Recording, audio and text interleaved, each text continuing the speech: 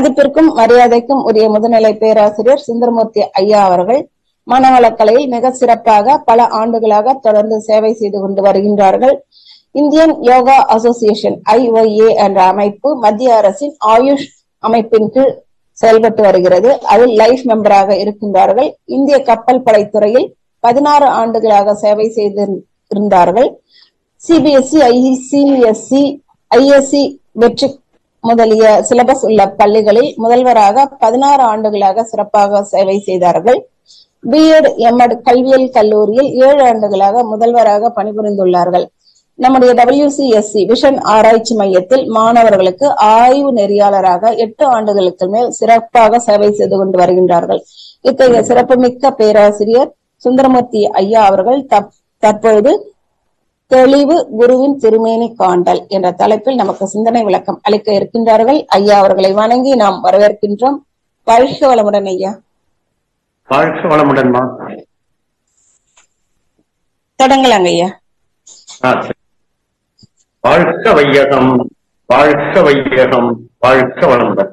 எல்லாம் வல்ல அருட்பேராற்றலுடைய அளப்பரிய கருணையினாலும் அருளரை ஆசான் யோகிராஜ் தத்துவஞானி குருபிரான் அருட்தந்தை வேதாத்திரி மகர்ஷியுடைய அளவற்ற ஆசியாலும் நாம் அனைவரும் ஆழியாறு WCSC IT தூம்படி வெண்ணலை நிகழ்வில் இணைந்து தெய்வீ சிந்தனைகளை பெறுவதற்காக இந்த அமர்விலே குழுமி இருக்கின்றோம். குருபிரான் அவர்கள் சுருக்கமாக இந்த அமர்விலே எழுந்தருளி நமக்கு இந்த தெய்வீக சிந்தனைகளை அளிக்கட்டும். முதலாவதாக அன்னையை வணங்கி, தந்தையை வணங்கி, அருளரை ஆசானை வணங்கி, இதுகாரும் இந்த பூலகத்திலே தோன்றி இருக்கக்கூடிய அனைத்து ஆன்மீக பெரியோர்களையும் வணங்கி, இந்த அமர்விலே கலந்து கொண்டுள்ள அத்தனை மனவள கலைஞர்களையும் வணங்கி, அவர் தம் பெற்றோரை வணங்கி, இப்பொழுது நாம் தெளிவு குருவின் திருவார்த்தை கேட்டல் எனும் பொருள் குறித்து சிந்தனை செய்வோம். சிந்தனையோர் வழிபாடு வாழ்ந்து காட்டி கேக்குதுங்களா என்பது நம்முடைய அருட்தந்தையினுடைய கூற்று. நம்ம குருபிரானை பற்றி சிந்திக்க இருக்கின்றோம். இவர் சிந்தனையோர் வழிபாடு என்ற வாக்கில முதல்ல திருமூல சித்தர் அவருடைய ஒரு வாக்கை நாம் நினைவு கொள்வோம். தெளிவு குருவின் திருமேனி காண்டல், தெளிவு குருவின் திருநாமம் செப்பல், தெளிவு குருவின் திருவார்த்தை கேட்டல், தெளிவு குரு குரு சிந்தித்தல் தானே. அது அந்த 3ஆம் வரியில தெளிவு குருவின் திருவார்த்தை கேட்டல் என்ற ஒரு வாசம் வருகின்றது. குருபிரானுடைய திருவார்த்தைகளை கேட்பதில் நமக்கு என்னென்ன மாற்றங்கள் நம்முடைய ஆன்மாவில, நம்முடைய உடல்ல, நம்முடைய என்ன உயர்வு கிட்டும் என்பதை பற்றி சில கருத்துக்களை நாம் இந்த அமர்விலே சிந்திக்க இருக்கின்றோம். இப்ப நம்முடைய இயக்கத்துல நம்ம முதல்ல சொல்லக்கூடிய ஒரு நல்ல வாசகம் வாழ்க வையகம், வாழ்க வளம். அந்த வாழ்க வையகம் என்பதே வள்ளல் பெருமானுடைய. அவர் சொல்லக்கூடியது ஒருவன் தனக்காக வாழ்த்தி கொள்வதை விட இந்த உலகத்தில் உள்ள அனைவருக்கும் வாழ்த்தும் போது அதில் அவரும் சேர்ந்து வந்து விடுகிறார், அவருக்கான உயர்வு நிலையும் கிட்டும் என்பது அவருடைய வாக்கு. அடுத்து நம்முடைய இயக்கத்துல நம்ம தவ நிலைகள்ல துரியம் புரியாதீதம் இதெல்லாம் பண்றோம். வள்ளல் பெருமான் ஒரு கவியில உயிர்ப்படும் 5 நிலைகளை வெளிப்படுத்துகின்றார். அதுல 5 நிலைகள் உயிர்படக்கூடிய நிலைகளாக சொல்லுகிறார். அதுல முதல்ல சாக்கிரம் என்கின்ற விழிப்பு நிலை, 2வது சொப்பனம் என்கின்ற கனவு நிலை, 3வது சுழுத்தி என்கின்ற புலன் அறுக்கூடிய புலனறு நிலை, 4வதாக துரிய நிலை. இந்த துரியம் என்பது தன்னுறு நிலை, தன்னை பற்றிய உணரக்கூடிய நிலை.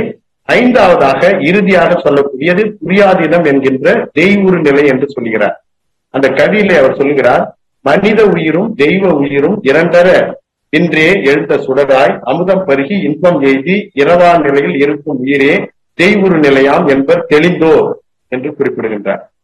இது தெளிந்த நிலையில் இருப்பவர்கள் சொல்லக்கூடிய உயர்ந்த நிலையாகிய அதீதமான தெய்வ நிலையோடு இணையக்கூடிய துரியாதீத தவத்தை பற்றி உடைய வள்ளல் பெருமான் சொல்லக்கூடியது. இன்னும் 2-3 பேரை சிந்திப்போம். அடுத்து சிந்தனையோர் வாழ்விலே திருமுருக கிருபானந்த வாரியார் சுவாமிகள் அவர் இருக்கின்ற காலத்தில் ஆழியாருக்கு வந்து அருட்தந்தையை சந்தித்திருக்கிறார். அவருடைய தந்தையினுடைய பெயர் வந்து மல்லைதாஸ் பாகவதம். கிருபானந்த வாரியார் சுவாமிகள் தாங்கே நல்லூர் என்ற ஊர்ல பிறந்தாங்க. அவர் ஒரு முருக பக்தர் என்பது நம்ம அனைவருக்கும் தெரியும். அவர் அங்க வரும்பொழுது நம்முடைய தவத்திரு வேதாத்திரி அடிகளார் என்ற பட்டத்தை சுவாமிக்கு கொடுத்து சென்றார்கள். அவருடைய தந்தையார் வாரியார் சுவாமியுடைய தந்தையாருடைய பெயர் மல்லைதாஸ் பாகவதர். மல்லைதாஸ் பாகவத அவரிடம் சிலர் வந்து கேட்டும்போது இந்த தம்பியை பள்ளியில் சேர்க்கிறீர்கள். ஐயோ, பள்ளிக்கூடத்துல சேர்க்க மாட்டான், பள்ளிக்கூடத்துல சேர்த்தா ஒழுக்க கெட்டுடுவான், நானே தான் சொல்லி கொடுப்பேன் அப்படின்ட்டு கிருபானந்த வாரியார் சுவாமிகளுக்கு 3 வயதிலே இந்த கல்வியை துவங்கினார். 8 வயசுல எல்லா கல்வியும் முடிஞ்சு போச்சு. தமிழ், ஆங்கிலம், சமஸ்கிருதம் 3 மொழிகளையும் கிருபானந்த வாரியாருடைய தந்தையார் மல்லைதாஸ் பாகவதர் அவருக்கு 5 ஆண்டுகளிலே 3 வயதிலே தொடங்கி 8 வயதிலே முடித்து விட்டார். 8 வயசிலே வாரியார் சுவாமிகளுக்கு நேரிசை வெண்பா பாடக்கூடிய ஆற்றல் வந்து 10 வயசிலே 16,000 பாடல் எழுதிவிட்டார். 12 வயதிலே மேடை ஏறி விட்டார். இப்ப அவர் வந்து பள்ளிக்கு செல்லாமலே 3 மொழிகளிலுமே நல்ல தேர்ச்சி பெற வைத்தது அவருடைய தந்தை மல்லைதாஸ் பாகவதர். நான் ஒரு 35 ஆண்டு காலம் ஒரு பிரின்சிபலா கல்லூரியில இருந்தேன். ஒரு முறை ஒரு HOD அம்மா, தமிழ் அம்மாவை கொடுத்து, அம்மா இந்த பொருள் குறித்து ஒரு நேரிசை வெண்பா எழுதிப்பாங்க அப்படின்னா, அவங்க என்ன சொன்னாங்க, இந்த மாதிரி நீங்க வந்து சார் ஒரு வாரம் டைம் கொடுங்க, ஒரு வாரத்துல எழுதி கொடுத்தார் அப்படின்னாங்க. இவர்கள் எல்லாம் எந்த கல்லூரியிலே படித்தார்கள், எந்த பள்ளியிலே படித்தார்கள், எப்படி இவர்கள் வந்து they get directly from heaven. இந்த சிந்தனையோர் வழிபாடுல குருமார்களை பற்றி சொல்லும் பொழுது சுவாமி இந்த மாதிரி சிந்தனையோர் வழிபாடுல வரக்கூடிய நீங்க எந்த குருமாரையும் எடுத்துங்க, அவங்களுடைய வாழ்க்கை வரலாற்றை பின்னோக்கி பாருங்கள், அவர்கள் வந்து அந்த தெளிந்த மனதை அடையக்கூடிய வழிகளை நமக்கு புரிய வைப்பார்கள். தாயுமான சுவாமிகள் எடுத்துங்க, எவ்வுயிரும் என்னுயிர் போல் எண்ணி இறங்கவும் என் தெய்வ அருக்கருணை செய்வாய் பராபரம். இப்படி குருமார்கள் வந்து தெளிந்த நிலையை அடைத்து இருக்கிறார்கள். நம்ம குருபுரான் அருட்தந்தையை பத்தி நம்ம பார்ப்போம். நம்ம குருபுரானுடைய பிறப்பு வந்து 14/8/1911 என்பது எல்லாருக்கும் தெரிந்த விஷயம்தான். இவர் பிறந்த இடம் வந்து செங்கல்பட்டு மாவட்டம் கூடுவாஞ்சேரி. அப்பா அம்மா வரதப்ப முதலியார், சின்னம்மாள். முதல்ல 6 பேர் பெண்கள், அடுத்த 3 ஆண்கள். இவருடைய படிப்பை பத்தி நம்ம மன்றத்துல இருக்கக்கூடிய பேராசிரியர்களும் சரி, அருள்விதியர்களும் சரி, மன்றத்துல நீங்க உரையாடும் பொழுது நிறைய பேர் சொல்லிடுறீங்க 3ஆம் வகுப்பு தான் படிச்சிருக்காரு எங்க சாமி. நான் அது ஒரு அப்செக்ஷன் கிளப்பினேன் ஒரு வைபா டைம்ல. அந்த அம்மையாருக்கு நாம வைபா முடிஞ்ச பின்னே அவங்ககிட்ட பேசினேன், எப்படிமா நீங்க 3ஆம் வகுப்புன்னு சொல்றீங்க, நீங்களும் தான் 3ஆம் வகுப்பு படிச்சிருக்கீங்க, நானும் 3ஆம் வகுப்பு படிச்சிருக்கேன். சுவாமி வந்து ஒரு மருத்துவ பட்டம் வாங்கியிருக்கார். அந்த மருத்துவ பட்டம் வந்து வைத்திய பிஷப் இந்த பட்டத்தை டெல்லியில இருந்து வாங்கியிருக்காங்க. 4 ஆண்டுகள் அந்த பட்டத்திற்காக படித்திருக்கிறார். 9 பேப்பர்ஸ் வந்து அவர் எழுதியிருக்காரு அவருக்காக. அந்த பட்டத்தை கொடுத்த அந்த யூனிவர்சிட்டி அகில இந்திய ஆயுர்வேத மகாமண்டல் அண்ட் வித்யாபீடம், புதுடெல்லியில இருக்கக்கூடிய யூனிவர்சிட்டி. அதனுடைய கிளை கல்லூரி சென்னையில இருந்தது. அவர் 9 பேப்பர்ஸ் 4 ஆண்டுகள் படித்து பாஸ் பண்ணார். அவர் வந்து ஆயுர்வேத ஒரு அரசாங்க அப்ரூவல் பெற்ற ஒரு பட்டத்தை பெற்றிருக்கிறார், டாக்டர் யோகிராஜ் வேதாந்த். இது ஒரு பட்டம் அவருக்கு கிடைச்சது. அடுத்தது வந்து டெல்லியில இருந்த சமயம் ஒரு IPS ரிட்டையர்ட், நம்ம இயக்கத்துல மிக முக்கியமான அன்பர் தெரியும் நிறைய பேருக்கு, அவரு MK தீனதயாளன் ஐயா அவர்கள். அவர் வந்து யோகிராஜ் என்ற பட்டத்தை சுவாமி கொடுத்தாங்க. அப்புறம் 90வது ஆண்டு விழா ஆழியார்ல நடந்த போது ஆகஸ்ட் 2000 நடந்தது. அப்ப தத்துவ ஞானி வேதாத்திரி மகர்ஷி அப்படின்றத அவங்களுக்கு கொடுத்தாங்க. 4வதாக தவத்திரு வேதாத்திரி அடிகளார் என்பது திருமுருகர் கிருபானந்த வாரியார் சுவாமிகள் கொடுத்த பட்டம். இப்ப நம்ம சுவாமி வந்து எந்த நோக்கத்துக்காக எந்த சங்கம் ஆரம்பிச்சாங்க, அதுல ஒரு 2 குறிப்பை பார்ப்போம். உலக சமுதாய சேவா சங்கம் என்ற அமைப்பினை தோற்றுவித்தார் 1950. அதனுடைய நோக்கங்கள் வந்து 3 நோக்கங்கள், குருபுரானுடைய நோக்கங்கள்: உலக அமைதி, ஓர் உலக ஆட்சி, தனிநபர் சீர்திருத்தம். இதுதான் முக்கியமான 3 நோக்கங்கள். உலக அமைதி, உலக மக்கள் அனைவரும் அமைதி பெற வேண்டும். ஓர் உலக ஆட்சி வர வேண்டும். அங்கே தனிநபர்கள் அனைவரும் நம்ம வந்து சீர்திருத்தம் பெற வேண்டும், மெய்ஞானம் பெற வேண்டும். அவருடைய செயல் திட்டங்கள் 7 திட்டங்கள் வைத்திருந்தாங்க. அதுல முதல் திட்டம், அவருடைய செயல் திட்டத்துல மெய் விளக்க குழு என்ற ஒன்றை ஏற்படுத்தினார். அதுல அந்த மெய் விளக்க குழுவின் மூலமாக மெய் விளக்க தவ மையம் என்று ஒன்று ஏற்படுத்தினாங்க. அதை தான் நாம இப்போ மனவளக்கலை மன்றம் என்று சொல்லுகிறோம், மனவளக்கலை மன்றம் என்று சொல்லுகிறோம். அடுத்ததாக தொண்டரணி, இந்த மெய்ஞானத்தை கொண்டு சேர்க்கக்கூடிய தொண்டரணி ஒன்றை ஏற்படுத்தினார். 3வதாக அப்பயே காயகல்ப ஆராய்ச்சி குழு ஏற்படுத்தினாங்க. அடுத்தது அறிவு ஆராய்ச்சி குழு, இந்த தவத்தை பற்றி ஆராய்ச்சி குழு. 5வதாக ஆட்சி குழு. 6வது உலக பொது அருள்நெறி சமயம். 7வதாக மகளிர் மேம்பாடு. இந்த 7 திட்டங்கள் தான் சுவாமி அமைச்ச செயல் திட்டங்களாக இருக்கின்றன. அடுத்தது இந்த மனவளக்கலை பயிற்சியில என்ன இருக்கு, தான் உயர பிறரை உயர்த்த ஏற்ற பயிற்சிகள் அனைத்தும் இந்த மனவளக்கலையில இருக்கு. இப்ப இதுல நம்ம அறிவின் உயர்நிலைன்னு ஒண்ணு சுவாமி சொல்லியிருக்காங்க. அறிவின் வறுமை, அறிவின் உயர்நிலையில 3 இருக்கு, அறிவின் வறுமையில 3. அறிவின் உயர்நிலையில அன்பும் கருணையும் 2 இருக்கு, 2 விஷயங்கள் இருக்கு. அறிவின் வறுமையில எடுத்துக்கிட்டீங்கன்னா அறியாமை, அலட்சியம், உணர்ச்சி 3 வரும். இந்த 5 விஷயங்களை அறிவின் உயர்நிலை வறுமையில சொல்லியிருக்காங்க. குரு சாட்சாத் பரபிரமம், எந்த குருவா இருக்கு அந்த குருபிரான் மூலமாக, அது குருபிரான் பரபிரமம் தான்.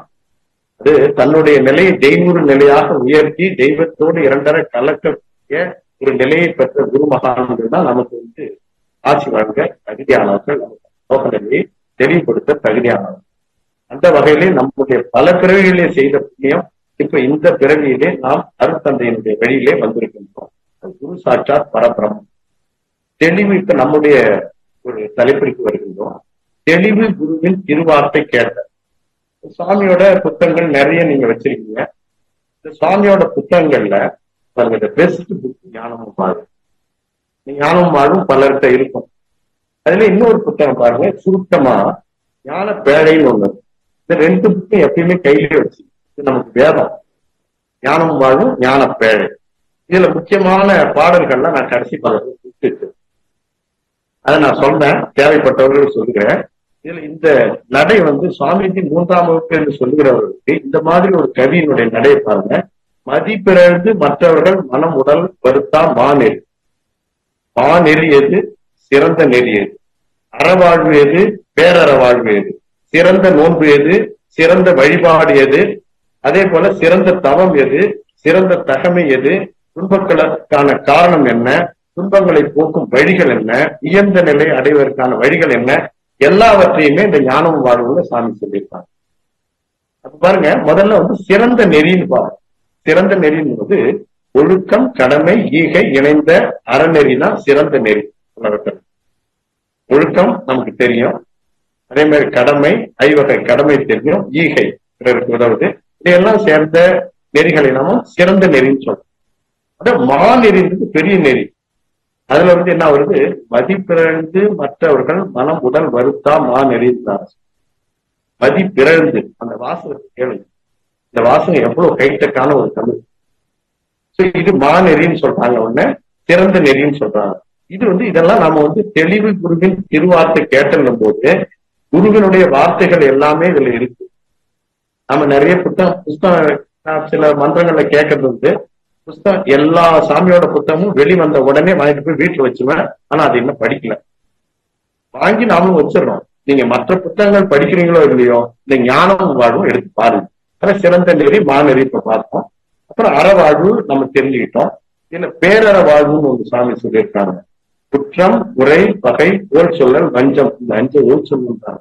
இந்த 5 ஒழித்து 5 கொள்வோம்ன்றாங்க. இந்த 5 ஒழிச்சொல்லும் எதை கொள்ள வேண்டும் அப்படின்னா, நற்றவம், நட்புணர்வு, நலம் பிறருக்கு செய் தகுதி, ஞான நெறி, மன்னிப்பு. இந்த 5ஐயும் நாம கொண்டு ஒழிக்க வேண்டியதுல மற்றவங்களை குற்றம் சொல்றதை நம்ம ஒழிச்சிடணும், குறை சொல்றதை ஒழிச்சிடணும், பகை, யாருக்கும் பகை வேண்டாம். அப்ப அந்த பகை வேண்டாம்னா என்ன சொல்ல பண்றாங்களா, நான் என்ன பண்றதுன்னா, அப்ப புத்தர் பெருமான சிந்தனையோர் வழி வாழும் சாமி சொல்றாங்கல்ல, அந்த புத்தர் பெருமானுடைய வாக்கை நம்ம ஃபாலோ பண்ணணும். என்ன பண்ணலாம்னா, சாமி புத்தர் பெருமான் தம்ம பதம்னு சொல்றாங்க. நீங்கள் ஒருவரை ஒருவர் சந்தித்தால் இந்த 2இல் ஈடுபடுங்கள். ஒன்று தூய்மையான பேச்சில் ஈடுபடுங்கள், அல்லது மௌனம் காத்திருங்கள். அந்த பிரச்சனையே வராது. நல்ல பேச்சா பேசுங்க. உங்களுக்கு அது பிடிக்கல அப்படின்னா என்ன பண்ணுங்க, மௌனமா இருந்துருங்க. அந்த பிரச்சனை சால்வ் ஆயிடும். அதான் ஆச்சுங்களா. அப்புறம் கோல் சொல்ல, மற்றவர்களை பத்தி கோல் சொல்ல வேண்டிய அவசியம் இல்லை. யார் மேலேயும் நமக்கு வஞ்சம் வேண்டியதில்லை. அதனால குற்றம், குறை, பகை, கோல் சொல்லல், வஞ்சம், இந்த 5ஐயும் ஒழித்து விட வேண்டும் சாமியினுடைய வாக்கு அந்த கவியில.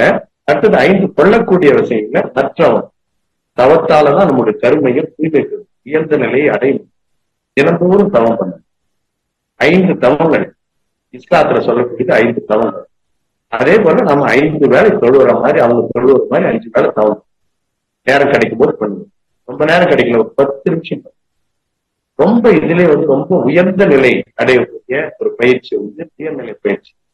நம்ம குண்டலினி யோகம் அப்படின்ற ஒரு யோகத்தை கற்றுக்கொள்வதற்காகத்தான் இந்த இயக்கத்துக்கு இதுல வந்து குண்டல் யோகத்துடைய உச்சக்கட்ட பயிற்சி என்று சொல்லுவோம்.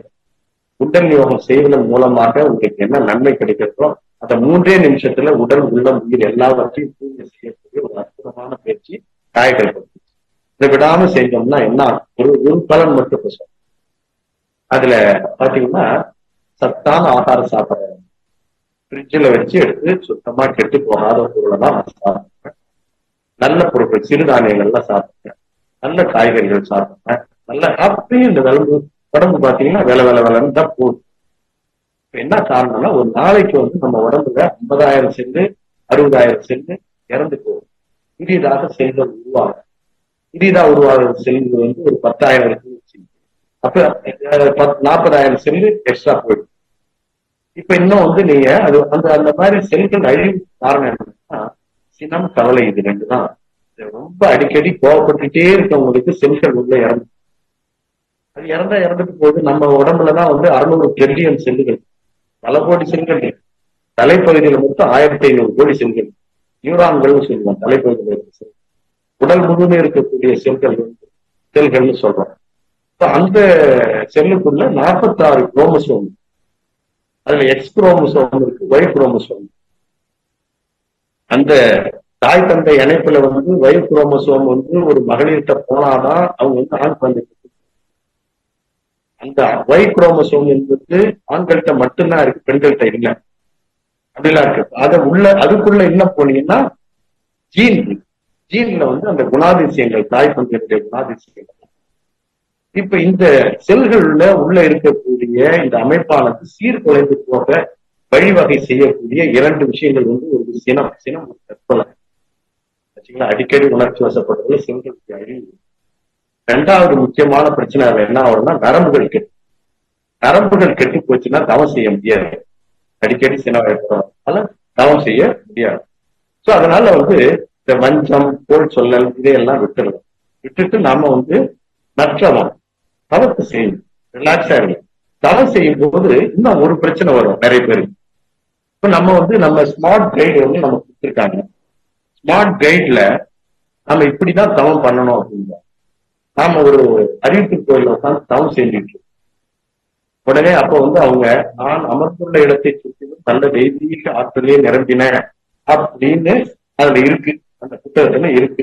அததான் சொல்லணும் நாம நினைச்சிட்டு நம்ம இங்க துரியாதீத தவம் போயிட்டு இருக்கோம். அதை நினைக்க மாட்டாங்க. ஐயோ நான் அமர்ந்திருக்கும் இடத்தை சுற்றிலும் நல்ல தெய்வீக ஆற்றலே நிரம்பின அப்படின்னு ஒருத்தர் சொல்லிட்டாருன்னா அந்த தவம் முடிகிற வரைக்கும் அமர்ந்திருக்கும் என்ற வார்த்தையே நம்ம நினைச்சிட்டு, அது தவறு. அவரை வந்து அந்த நம்ம தவம் டைம்ல நீங்க முக்கியமான ஒரு விஐபியை பார்க்க போறீங்க, நாம கடவுளோட இணைய போறோம். இணையும் போது தவத்து மேலதான் கவனம் இருக்கும். மற்றவங்க என்ன செய்யறாங்க, என்ன சொல்றாங்க அதெல்லாம் கவனிக்கணும். வேற ஒருத்தர் போன உடனே நாங்க 3 பாட்டு தான் இருக்கு, இது தந்தை தாய் நீர் உயிரும், அந்த பாட்டை ஒருத்தர் பாட்டாரு, என்ன பண்ணிட்டாரு, அதனையே கவனம் போகுது உங்களுக்கு. நீங்க குருபுரானை நினைச்சு வணக்கம் செய்யுங்க, இறைவனையை நினைச்சு வணக்கம் சொல்றீங்க, தவத்தோட இணையறீங்க. தவத்துல நாம போயிட்டே இருக்கோம். தவத்துல மட்டும்தான் கவனம் இருக்கு. அப்பதான் அதோட பலன் நமக்கு கிடைக்கும். நீதி விஷயங்கள்லாம் கவனம் செலுத்தாங்க. நீங்க நடத்தும் போது கரெக்டா நடக்கும். இதுலயே வந்து பாத்தீங்கன்னா ஞான வாழ்வுல தவமுறை அகவல்னு ஒண்ணு இருக்கு. அது 183வது பக்கம் இருக்கு. சுவாமி வந்து தவத்தை எப்படி பண்ணணும்ன்றத ஒண்ணு கொடுத்திருக்காங்க. தவ துவக்கம் எப்படி பண்ணணும், அதுல எப்படி நம்ம தாய் தந்தை குரு வணக்கம் சொல்லணும், ஆக்கினை தவம் எப்படி பண்ணணும், புரிய தவம் புரியாத கடைசியா வாழ்க்கை நல சங்கல்பம் சொல்லிட்டு வாழ்த்து சொல்லும் பொழுது ஒண்ணு எழுதியிருப்பாங்க.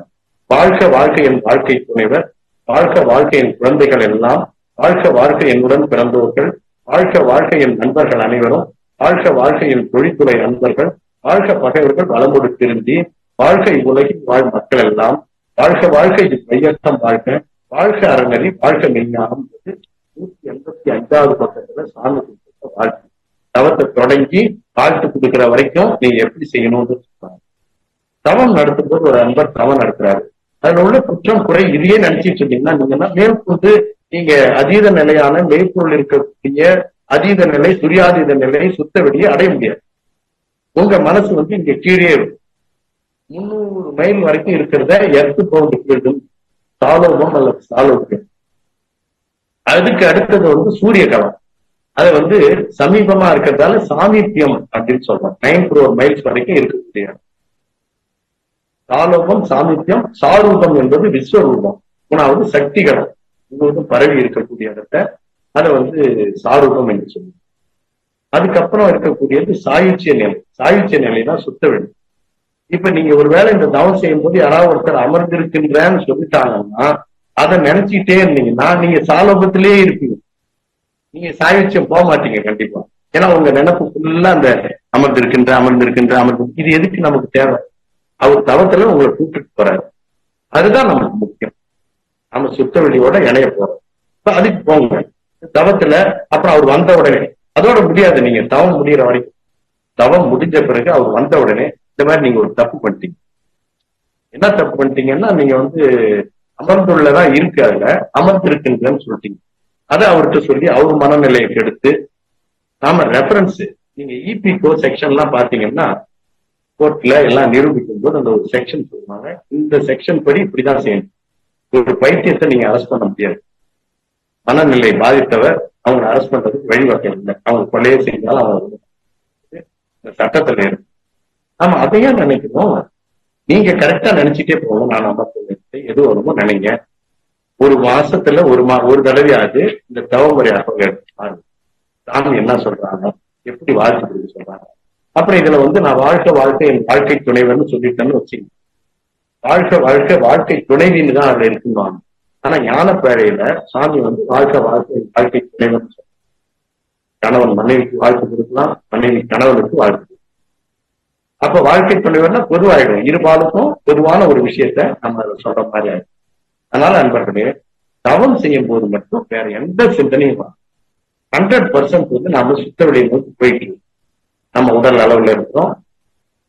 உடல் அளவுல இருந்து நாம வந்து அதுக்கு அடுத்தது சாலோபத்துல இருந்து நீங்க சாரூபம் போகணும், அப்புறம் சாயுச்சியும் போகணும். சமீபமா இருக்கக்கூடிய சூரிய களத்திலையும் தவம் பண்ணணும். உங்களுடைய சிந்தனை ஃபுல்லா தவம் செய்யும் பொழுது அடுத்த நிலைக்கு இதுல போறோம். அதுலதான் சிந்தனை இருக்கு. தவத்துல வெற்றி. தவத்தால் நம்ம வாழ்க்கை பிரகாசம். தவம் தினந்தோறும் பண்ணும். இல்ல நான் தவம் பண்றதுல மன்றம் போகும்போது வார்த்தை ஒரு தடவை பண்ணும், அப்படி செய்யாது. தினந்தோறும் பண்ணும்.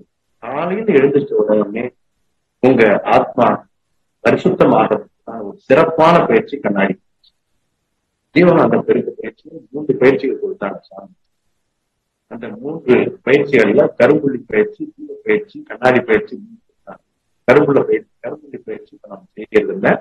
தீப பயிற்சி செய்யும். தீப பயிற்சி செஞ்சீங்கன்னா ஒரு 50-60% கிடைக்கும்னா, கண்ணாடி பயிற்சி நல்ல தீர்க்கமா செஞ்சீங்கன்னா, அழகா செஞ்சீங்கன்னா உங்களுக்கு 99-100% வரைக்குமே கிடைக்காது. ஒன்றும் இல்ல, கைகளை போட்டு வைக்கிறீங்க, இதை சேர்க்காம விட்டுருவாரு. இதையும் சேர்த்தீங்கன்னா ரீசைக்கிள் ஆகும், எனர்ஜி வேஸ்ட் ஆகும்.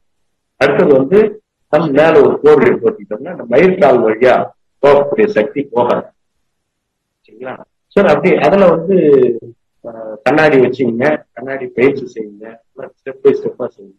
அதை நீங்க செஞ்சு முடிச்ச உடனே நீங்க பாடி பிரிஸ்கா இருக்கிறது ஆன்மா தூய்மை அடைஞ்சிடும்.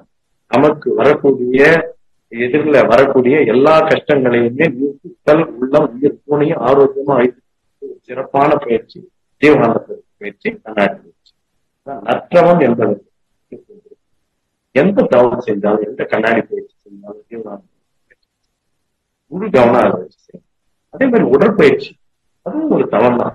நீங்க உடற்பயிற்சின்னு நினைக்காதீங்க. ஒரு ஜிம்முக்கு போறீங்க, அவங்க எல்லாம் மற்றவங்களை பார்த்து செய்வாங்க. இதை நம்ம கண்களை மூடி எந்த உறுப்பு மேல நம்ம கவனம் வச்சு செய்யணுமோ, கைகளை சுத்துறோம்னா என் கையை மட்டும்தான், கை மேல மட்டும்தான் ஒரு கவனம் இருக்கு, சுத்துறேன். அப்ப என்ன ஆகுது, அங்க வந்து ஜீவகாந்தம் திரண்டு கைகள் எல்லாம் பரவும். அந்த டைம்ல ஐயோ, அப்ப வந்து நம்ம வந்து நான் அமர்ந்திருக்கின்ற இடத்தை சுற்றிலும் அவர் சொன்னாரு, அவர்கிட்ட என்ன கேட்காம நான் இந்த கை பயிற்சி செய்யறேன்னு நினைக்கிறேன். வேற எதையுமே நினைக்காதீங்க. அதையெல்லாம் சரி செய்வதற்கு நாம வந்து வேற டைம் ஒதுக்கலாம். நீங்க பயணம் பண்றீங்க சுத்த வெளியை நோக்கினா, அப்போ முழு நினைவும் சுத்த வெளியோட முழு கவனமும் சுத்த வெளியும் தவம் செய்யும்போது இந்த குறைபாடுகளை நட்புணர்வு. உங்க மனசை புண்படுத்துறாங்க, இது 5 ஒழிக்கிறோம், 5 கொள்ளக்கூடிய விஷயங்களை பற்றி நாம் பேசுகிறோம். அற்றவும் நன்றாக செய்ய வேண்டும், கவனமாக செய்ய வேண்டும், கவனம் அது மேல இருக்கணும். 2வது நட்புணர்வு என்று சொல்லும் போது நமக்கு வேண்டுமென்றே நமக்கு சில துன்பங்களை கொடுக்கும். இதை என்ன செய்யுது அப்படின்னா, அதுக்காக நம்ம நம்முடைய ஆற்றலை வீணாக்க அதை நாம என்ன பண்ணணும் அப்படின்னா, சிறந்த தகமையாக சாமி சொல்றாங்க. தன் குற்றம் குறைகடமை தன்னுள் ஆய்ந்து தான் கண்டு தனி திருத்தும் தகமை வந்தால் ஏன் குற்றம் பிறர் மீது சுமத்தக்கூடும், ஏதேனும் கண்டாலும் மன்னித்தாலும் மென்மைக்கே மனம் உயரும். இததான் சிறந்த தகமையா சாமி ஞானம் வாழ்வது சொல்றாங்க. நம்ம அதைதான் வச்சுக்கணும். இப்ப இந்த அதை இன்னொரு கவியில அதுல இன்னொரு சொல்றோம். இந்த துன்பங்களுக்கு என்ன காரணம்? ஏற்பின்றி தீ அண்டா பாவ பதிகின்றேன் மாறாங்க. விறகு இல்லாம புகையாது. அதே மாதிரி உங்க கருமயத்துல ஒரு தீய பதிவு ஏதாவது ஒண்ணு இருக்குன்னா அது மூலமா ஒரு துன்பம் வரும். அது நீங்க உங்க பக்கத்துல இருக்கவங்க மூலமா தான் வரும். வந்துட்டு போது பொறுத்துக்கணும். அதுதான். அதனால அவங்களை என்ன பண்ணணும், அவங்களை வாழ்த்து. அது சிறந்த தரம். இந்த குற்றத்தை பார்க்கணும். உங்களுக்கு அது பிடிக்கல அப்படின்னா அமைதியா இருந்தது. அதுக்கு உண்டான ஒரு சொல்யூஷன் சீக்கிரம். அப்புறம் நலம் பிறருக்கு செய்தது. அடுத்த விஷயம் என்ன செய்யணும்? ஒரு காயக்கல்ப நிகழ்வு நடக்குது நம்ம மன்றத்துல. அப்போ நம்ம இன்னொரு 10 பேரை சாமி என்ன பண்றாரு, இன்னொரு 10 பேருக்கு இருக்கு. ஒரு 10 பேருக்கு சொல்லுங்க. உங்களுக்கு நண்பர்கள் நிறைய பேர் இருப்பாங்க, உறவினர்கள் இருப்பாங்க, தெரிஞ்சவங்க இருப்பாங்க. அவங்களுக்கு 10 பேருக்கு சொல்லுங்க. நலம் பிறருக்கு செய்தது. அப்புறம் ஞான நெறி. இந்த ஞான நெறி நம்ம எத்தனையோ பிறவிகள்ல செய்தது நமக்கு இந்த ஞான நெறி கிடைச்சிருக்கு. அப்ப இந்த ஞான நெறிய நம்ம மற்றவங்களுக்கும் தெரிவிக்கணும். இந்த மாதிரி ஒரு பயிற்சி நடக்குது. அப்புறம் ஒரு சிலர் துன்பம் ஏற்படுத்துறாங்க, மன்னிச்சிருங்க. மன்னிச்சுட்டு அவங்க மனம் திரும்பி நல்வாழ்வு வாழ்க்கை, நீடூழ் வாழ்க்கை, நலமோடு வாழ்க்கை வாழ்த்தி எப்பேற்பட்டவர்களை மாற்றி விடலாம் என்று அருட்தந்தையினுடைய வாழ்த்தும் பயணங்களை எடுத்திருக்காங்க. சரி, இது பேரற வாழ்வை பற்றி இவ்வளவு நேரம் சாமியோட வாக்குகளை நம்ம சிந்திச்சோம். அடுத்து அந்த சிறந்த நோன்பு என்பது சிறந்த நோன்புல உணவுக்கு உயிர் கொள்ளாத நோன்பு. உணவுக்காக எந்த உயிரையும் கொன்று தின்னாத ஒரு நோன்பு, அதுதான் சிறந்த நோன்பு என்று சொல்றாங்க சாமிஜி. சிறந்த வழிபாடு அப்படின்னு சொல்லும்போது ஐங்குறவர் வழிபாடு சிறந்த வழிபாடு. தாய், தந்தை, குரு, ஆட்சி தலைவர், தெய்வம், இதுதான் ஐங்குறவர் வழிபாடு. இதை நீங்க பாத்தீங்கன்னா 10 கட்டளைகளா சாமிஜி நம்ம அருட்பேராற்றலின் அன்பு குரல் என்ற நூல்ல கொடுத்திருப்பாங்க. அதுல நம்ம இந்த ஐங்குறவர் வழிபாடை நம்ம வச்சுக்கோம். சிறந்த வழிபாடு. சிறந்த தவம். நீங்க எனக்கு புரியாதுன்னு தெரியும், 9 மையம் தெரியும் அப்படி சொல்லிட்டே போறீங்க. அப்ப சிந்தனையோர் வழிபாடுல திருவள்ளுவர் அந்த தவத்தை பத்தி ஏன்னா திருக்குறள் திருக்குறள் விளக்கம்னு சாமிச்சு முக்கியமான குரட்பாக்களை எடுத்து அதற்கு உண்டான தெய்வீக விளக்கங்களை அந்த புத்தகத்துல அருமையா கொடுத்திருக்காங்க. அதுல ஒரு குரட்பால பாருங்க, புற்றுநோய் நோன்பை உயிர்ப்பு உருகன் செய்யாமல் அற்றே தவிர்த்து அப்படின்னு வள்ளுவர் பெருந்தகையா சொல்லியிருக்காங்க. தனக்கு உற்ற துன்பத்தை பொறுத்தலும் பிற உயிர்களுக்கு துன்பம் செய்யாமல் இருத்தலும் ஆகிய அவ்வளவே தவிர்த்து கடிதமாகும் அதனுடைய பொருள். சரி, இதை பார்ப்போம். சரி, நமக்கு வாழ்க்கையில வரக்கூடிய துன்பங்களுக்கு எல்லாம் என்ன காரணம்? அதான் ஏற்கனவே பாவப்பதிவுகளே நம்ம பாவப்பதிவு நமக்கு துன்பங்கள் ஏற்படுத்த காரணம். அப்ப அது எப்படி நம்ம துன்பங்களை போக்கிக் கொள்ளலாம் அப்படின்னு சொல்லும்போது கண்ணாடி பயிற்சி செய்யணும், தீப பயிற்சி செய்யணும், அந்த இறைவழியோடு இணையக்கூடிய 5 தவங்களை சாப்பிடும். இரியாதீனம், இறைநிலை தவம், 9 மைய தவம், பஞ்சபூத நவகிரக தவம், பிரணாதவம் நமக்கு செய்யறதில்லை. அதனால நீங்க மீறி இந்த துரியாதீனம், 9 மைய தவம், இறைநிலை தவம், பஞ்சபூத நவகிரக தவம் தான் செய்யணும். தினந்தோறும் கண்ணாடி பயிற்சி செய்யணும். தினந்தோறும் கண்ணாடி பயிற்சி செய்யுங்க. தினந்தோறும் பஞ்சபூத நவகிரகம் செய்யும். இதெல்லாம் அருட்தந்தையனுடைய வாக்கு. நாம இந்த தவங்கள் செய்வதற்கு நம்ம உடல் ஒத்துழைக்க வேண்டும் அப்படின்னா நம்முடைய நரம்பு மண்டலத்தை தவம் செய்ய வேண்டும், நெறிகளை நாம் பின்பற்ற வேண்டும். நரம்புகள் நம்ம உறுப்புகள்ல நரம்புகள் இருக்கு, எலும்புகள் இருக்கு, ரத்தம் இருக்கு, தசைகள் இருக்கு, எல்லாம் இருக்கு. நம்ம உடம்புல 639 தசைகள் இருக்கு. சரிங்களா? அது 10 அதே மாதிரி நரம்புகள்ல பார்த்தீங்கன்னா சென்ட்ரல் நர்வஸ் சிஸ்டம் இருக்கு, அட்டானமஸ் நர்வஸ் சிஸ்டம். இந்த நரம்புகளுக்கு உள்ள சத்து இருக்கு. அதை கெடுத்துட்டோம்னா நமக்கு தவத்துல முழு வெற்றி கிடைக்காது. நரம்புக்குள்ள என்ன சக்தி இருக்கு அப்படின்னா டோபமைன் ஒரு சக்தி, எபிரன் ஒண்ணு இருக்கு, எபிரன் இருக்கு, செரட்டோனின் ஒண்ணு இருக்கு. டோபமைன் எப்ப நல்லா பெருகும் அப்படின்னா கெட்டிங் எனப் ஸ்லீப், போதுமான அளவு உறக்கம் இருக்கணும், நைட் 1 மணி 2 மணி வரைக்கும் செல்லு பார்த்தோம்னா உறக்கம் இல்லைன்னா அந்த செல்கள்லாம் செத்து போகும். அதே மாதிரி எக்ஸசைசிங், உடற்பயிற்சி மூலமா வந்து டொப்பமைன் நல்ல ஊக்கம் பெறும். நல்ல இனிமையான பாடல்களை கேட்கும் பொழுது அந்த டொப்பமைன் நல்ல ஆரோக்கியமா இருக்கும். மெடிடேஷன்ஸ் பண்றதுல டொப்பமைன் ஆரோக்கியமா இருக்கும். அதே மாதிரி சன்லைட்ல கொஞ்சம் டைம் ஸ்பெண்ட் பண்ணும். சன்லைட்ல டைம் ஸ்பெண்ட் பண்ணும்போது உங்களுக்கு டொப்பமைன் நல்லா இருக்கும், நரம்புல இருக்க சத்து. இதெல்லாம் வந்து என்னன்னா டொப்பமைனை இன்க்ரீஸ் பண்றதுக்கு ஒரு 5 வழிகள். போதுமான அளவு உறக்கம் வேணும், போதுமான அளவு உடற்பயிற்சி வேணும், நல்ல இனிமையான பாடல்களை கேட்க வேண்டும், அது நல்ல தியானம் செய்ய வேண்டும். அதே மாதிரி சன்லைட்ல கொஞ்சம் நாம செலவு பண்ணணும் நேரத்தை. இந்த 5ம் செஞ்சோம்னா டொப்பமைன் நல்லா இருக்கும். அதே மாதிரி செரட்டோனின் அப்படின்னு ஒரு சத்து இருக்கு. அந்த செரட்டோனின் பாத்தீங்கன்னா நல்ல எக்ஸசைஸ் பண்ணணும், அதே மாதிரி சூரிய வெளிச்சம் கிடைக்கணும், நல்ல ஃபைபர் டயட் சாப்பிடணும். இந்த ஃபைபர் டயட் இந்த 3 இருந்ததுன்னா செரட்டோனின் நல்லா இன்க்ரீஸ் ஆகும். நல்ல தியானம் பண்ணோம்னா எபிரன் நார் எபிரன் இன்க்ரீஸ் ஆகும் இந்த சத்துக்கள்லாம். ஸோ அதனால நம்ம நல்ல ஒரு திருப்பத்தை நாம பெறுவதற்கு நண்பர்களே நாம வந்து எப்பயுமே இந்த இதுல வந்து நரம்புகளை நன்றாக வைத்துக் கொள்வோம், உடல் நலத்தை பார்த்துக் கொள்ளுவோம். உடல் நலத்தை பார்த்து கொண்டு நாம வந்து குருபுரானுடைய இந்த கருத்துக்களை நாம மீண்டும் வந்து ஒரு விஷயம் நாம தெரிஞ்சுக்கோம். நம்ம குருபுரானுடைய தெளிவு குருவில் திருவார்த்தை கேட்டல் என்பதை பார்த்தோம். அந்த திருவார்த்தைகள்ல சுவாமியோட புத்தகங்கள் நிறைய இருக்கும். நீங்க இப்போ ஒரு சந்தர்ப்பம் எடுத்துக்கணும், நீங்க எங்க போனாலும் நீங்க இதை வச்சு ஞானம் வாழ்ச்சி அதுல உள்ள கவிகளை ஒவ்வொன்றா தவமுறையாக முதல்ல பாருங்க. அடுத்தது வாழ்த்துவது எப்படின்னு அதை பாருங்க. இதெல்லாம் செஞ்சுட்டே வாங்க. நீங்க பேராசிரியர்களா இருக்கலாம் அல்லது அருள்நிதியரா இருக்கலாம், பேராசிரியர்களா இருக்கலாம். இந்த நடைமுறை விதிகளை வச்சுங்க. அப்புறம் நம்மளுடைய ஸ்மார்ட் கைடு வச்சுங்க. 2த்தையும் வச்சுங்க. அது சொன்னபடி நீங்க நடத்துங்க. நீங்க நடத்துங்க. நம்ம தவம் பண்ணிட்டு இருக்கும்போது அதெல்லாம் வந்து நம்ம பார்க்கக்கூடாது. இந்த சிந்தனைகளை நாம வந்து மனதில் வைத்துக் கொண்டு இப்ப நம்ம உடல் நலத்துல 2 விஷயம் நம்ம பார்க்கறோம். இவ்வளவு நேரம் சில வார்த்தைகள் தான் நம்ம கேட்டோம். இதுல மகிழ்ச்சியோட பாடல்கள்ல வந்து இந்த ஞானம் வாழ்வும் இருக்கு. அதே மாதிரி ஞான பேழை இருக்குங்க. ஞான களஞ்சியத்துல 2 பகுதிகள் இருக்கு. அப்புறம் மதி விருந்து இருக்கு. இதையெல்லாம் நம்ம வந்து முடிந்த அளவு இந்த புத்தகங்கள்ல முதல்ல ஞானம் வாழ்வு பார்த்துட்டு ரெண்டாவது ஒரு விஷயம் வந்து நீங்க இந்த நரம்புகள் வந்து கெட்டு போகக்கூடிய வழிகள், அதை கெடாமல் பாதுகாக்கக்கூடிய வழிகள் ஒண்ணு பார்க்கணும். ரெண்டாவது உடல் நலத்தை கெடுத்து நாம தவம் செய்ய விடாமல் இருக்கக்கூடிய ஒரு விஷயம் என்னன்னா உணவு நெறி கொஞ்சம் நல்லா பின்பற்ற வேண்டும். உணவு நெறி பின்பற்றி கொண்டு நம்ம உடலை வந்து தவம் செய்யவும் உடற்பயிற்சி செய்யவும் ஏற்றதாக நாம வைத்துக் கொள்ள வேண்டும். உடல் நலத்துல பட்டில் கட்டணும். நீங்க ஒரு சாமிஜி வந்து உணவு புத்தகத்துல அதுல ஒரு குறிப்பிடலாம், மைதா பொருட்களை மட்டும், மைதா பொருள் வேண்டாம்.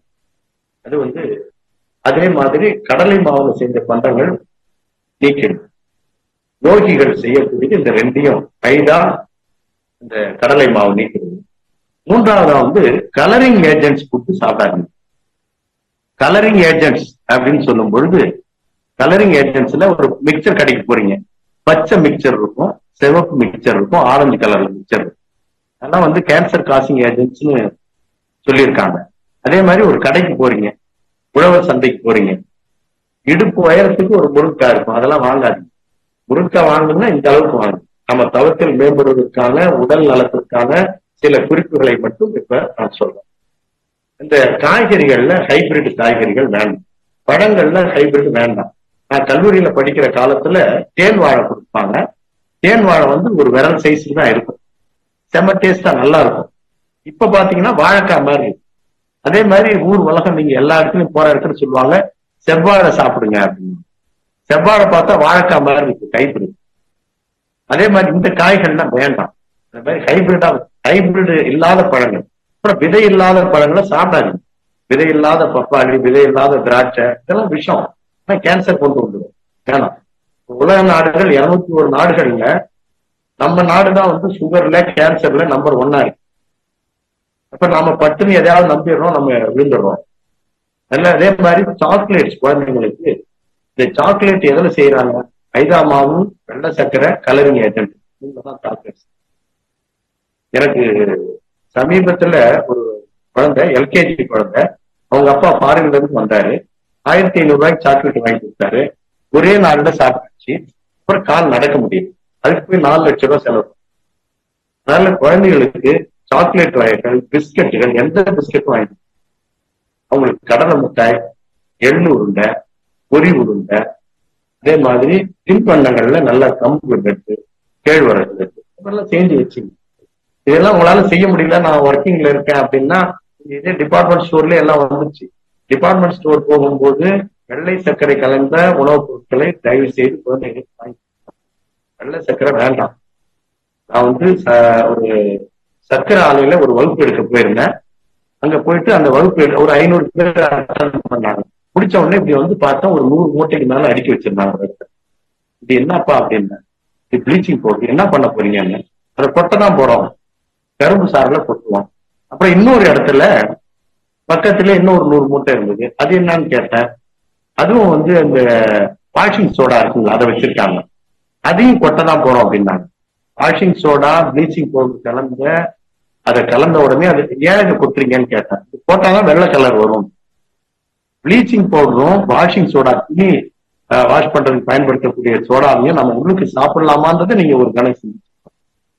அதே மாதிரி பால்ல வந்து ஹைபிரிட் வேண்டாம். பால்ல இருக்க ஹைபிரிட் வந்து என்ன அப்படின்னா, பெங்களூர்ல ஒரு வகுப்பு எடுத்துட்டு காலையில நடந்து வந்தேன். ஒரு அம்மா வந்து கீழே மிஷின் வச்சு, அந்த பால் கறக்கிற மிஷின் வச்சு கீழே ஒரு பெரிய வாடி வச்சு கறந்து வச்சுட்டாங்க. எவ்வளவுமா பால் கறக்குன்னு. காலையில 80 லிட்டர், சாயந்தரம் 80 லிட்டர் கறக்கு.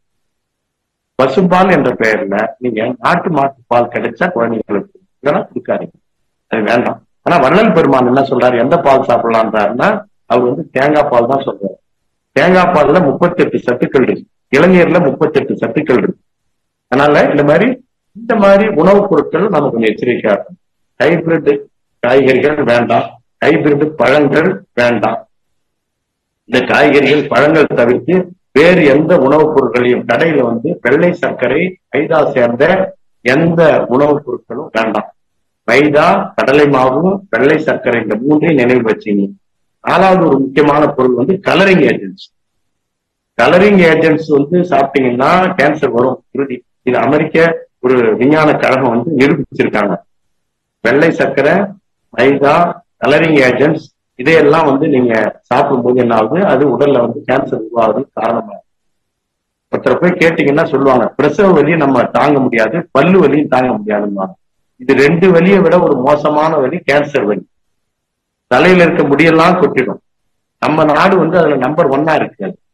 இந்த கேன்சர் இந்த நாட்டை விட்டே ஒழிக்கிறதுக்கு, இந்த நாட்டை விட்டு அனுப்புறதுக்கு நீங்கள் எல்லாரும் ஒத்துழைக்க வேண்டும். நேரத்தில் ஒத்துழைக்க வேண்டும். அப்ப வந்து உணவு பழக்கங்கள் நம்ம எச்சரிக்கையா இருக்கணும். குழந்தைங்களுக்கு தீய பொருட்களை வாங்கி கொடுக்க வேண்டாம், நல்ல பழக்கத்தை.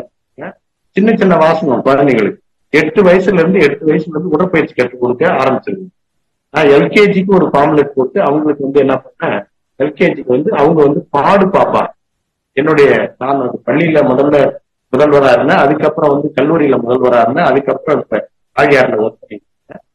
நீங்க வந்து அந்த பள்ளியில பாடும்போது பாடு பாப்பான்றது சேலத்துல வந்து கந்தசாமின்னு ஒருத்தர் இருந்தார். அவர் இப்ப இல்ல. அவரையே பாட வச்சு அதை ரெக்கார்ட் பண்ணி குழந்தைங்களுக்கு ரைம்ஸ்ல இதை போடணும்.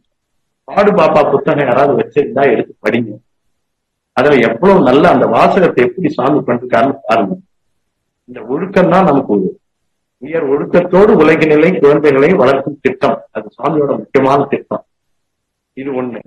இன்னும் ஒரு விஷயம் அதுல சொல்ல விரும்புறேன். நீங்க எல்கேஜி, யூகேஜி உங்க குழந்தைங்க படிக்குது, மற்ற வகுப்பு படிக்கிறாங்க, +2 வரைக்கும், அவங்களுக்கு எல்லாம் மொபைல் வாங்கி கொடுக்காதீங்க. மொபைலே தேவையில்லை. அண்ணா பல்கலைக்கழக துணைவேந்தர் ஒரு கடிதம் அனுப்பிச்சிருக்காரு. அதுல ஆண்ட்ராய்டு மொபைல் உள்ள எடுத்துட்டு வரக்கூடாதுன்னு போட்டிருக்காரு. ஏன்னா அங்கேயே ஒரு ஆயிரக்கணக்கான சிஸ்டம் இருக்கு. எல்லாரும் அங்கேயே ஒர்க் பண்ணிக்கலாம், சப்ஜெக்ட் சார்ந்தது. நான் கல்லூரியில முதல்வராக இருக்கும்போது ஒரு பெற்றோர் வந்து கேட்டாங்க, இந்த குழந்தை பொண்ணு வந்து ஆண்ட்ராய்டு கேட்கலாம், வாங்கி கொடுக்காம. ஒன்றும் வாங்கி கொடுக்க வேணாம்ப்பா, இவர் 100 சிஸ்டம் வச்சிருக்கேன், இங்கே 100 சிஸ்டத்துல இன்டர்நெட் கனெக்ஷன் இருக்கு, பாடம் சார்ந்த எல்லா விஷயங்களையும் உங்களுக்கு ரெக்கார்ட் பண்ணிக்கலாம். ஒரு பென்ட்ரைவ் வேணா வாங்கி கொடுங்க, பென்ட்ரைவ்ல அதை போட்டு அவங்க கேட்கணும். உங்க உடம்புல இருக்க நரம்புகளை சீக்கிரம் வந்து கெடுக்கக்கூடிய ஒரு வஸ்து ஆண்ட்ராய்டு போன். ஆண்ட்ராய்டு போன்ல நரம்புகள்லாம் கெட்டு போயிடும். நம்ம தவத்துல மேல் நோக்கி செல்ல முடியாம தடுக்கும். எனவே அன்பர்களே, இந்த மாதிரி ஆண்ட்ராய்டு கடலை மாவு, மைதா மாவு, அதே மாதிரி கலரிங் ஏஜென்ட்ஸ், இதையெல்லாம் நம்ம தவிர்த்துக்கணும்னா நம்ம தவத்துக்கு ரெடி ஆகணும்னு அர்த்தம். தவத்திற்கு ரெடி ஆகணும். நீங்க இப்ப மனவளக்கலையில பல ஆண்டுகளாக இருப்பவர்கள் மீண்டும் மீண்டும் நினைவுபடுத்துறேன், இந்த புத்தகத்தை முதல்ல எழுது. வீட்டுல எங்கேயாவது ஒரு மூலையில இருந்துன்னு அதை எடுத்து வைங்க. இதுல வேணும்னா நான் அந்த பக்கம் நீங்க கேளுங்க, தொலைபேசியில பக்கம் சொல்றேன். அந்த கவிகள், முக்கியமான கவிகள் ஒரு 10-12 கவிகளை படிங்க. அப்புறம் முதல்ல இருந்து படிங்க. நிறைய ரகசியங்கள் தெரிய, இந்த பிரபஞ்ச ரகசியங்கள், நம்ம உயர்ந்த நிலைக்கு செல்லக்கூடிய வழிவகைகள், நிறைய விஷயங்களை சாமி அனுப்பிச்சு வாழ்க்கக்கூடிய சிஸ்டம், எப்படி வாழ்க்கணும், எப்படி தவம் பண்ணணும், எப்படி மற்றவங்களுக்காக நம்ம வாழணும், பல விஷயங்களை சொல்லியிருக்காங்க. ஒவ்வொரு கவியுமே அற்புதம். என்னன்னா தன் குற்றம் குறை, இதை மறுபடியும் நினைச்சு பாருங்க. தன் நீங்க மற்றவங்களை குறை சொல்லிக்கிட்டே இருக்க வேண்டாம், குற்றம் சொல்லிக்கிட்டே இருக்க வேண்டாம்.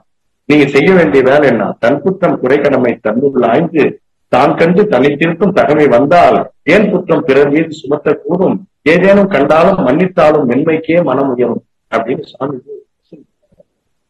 அதனால அன்பர்களே, நீங்க நான் இந்த அளவுல சுவாமிஜியோட புத்தகங்கள்ல ஒரு புத்தகம் சார்ந்து தெளிவு குருவு திருவார்த்தை கேட்டல், சுவாமி என்னென்னலாம் அவருடைய திருவார்த்தைகள் இந்த நூல்ல இருக்கின்றன நீங்க இன்னைக்கு எடுத்துக்கீங்க. ஒவ்வொன்னா அதுல முக்கியமானது மட்டும் நான் படிக்கணும் அப்படின்னா என்கிட்ட கேளுங்க, நான் இது வேணும் அப்புறம் வாட்ஸ்அப்ல அனுப்பிச்சு வரேன். அதெல்லாம் அந்த கவியெல்லாம் படிச்சு பாருங்க. சொல்லக்கூடிய ஒவ்வொரு வார்த்தையும் அற்புதம்.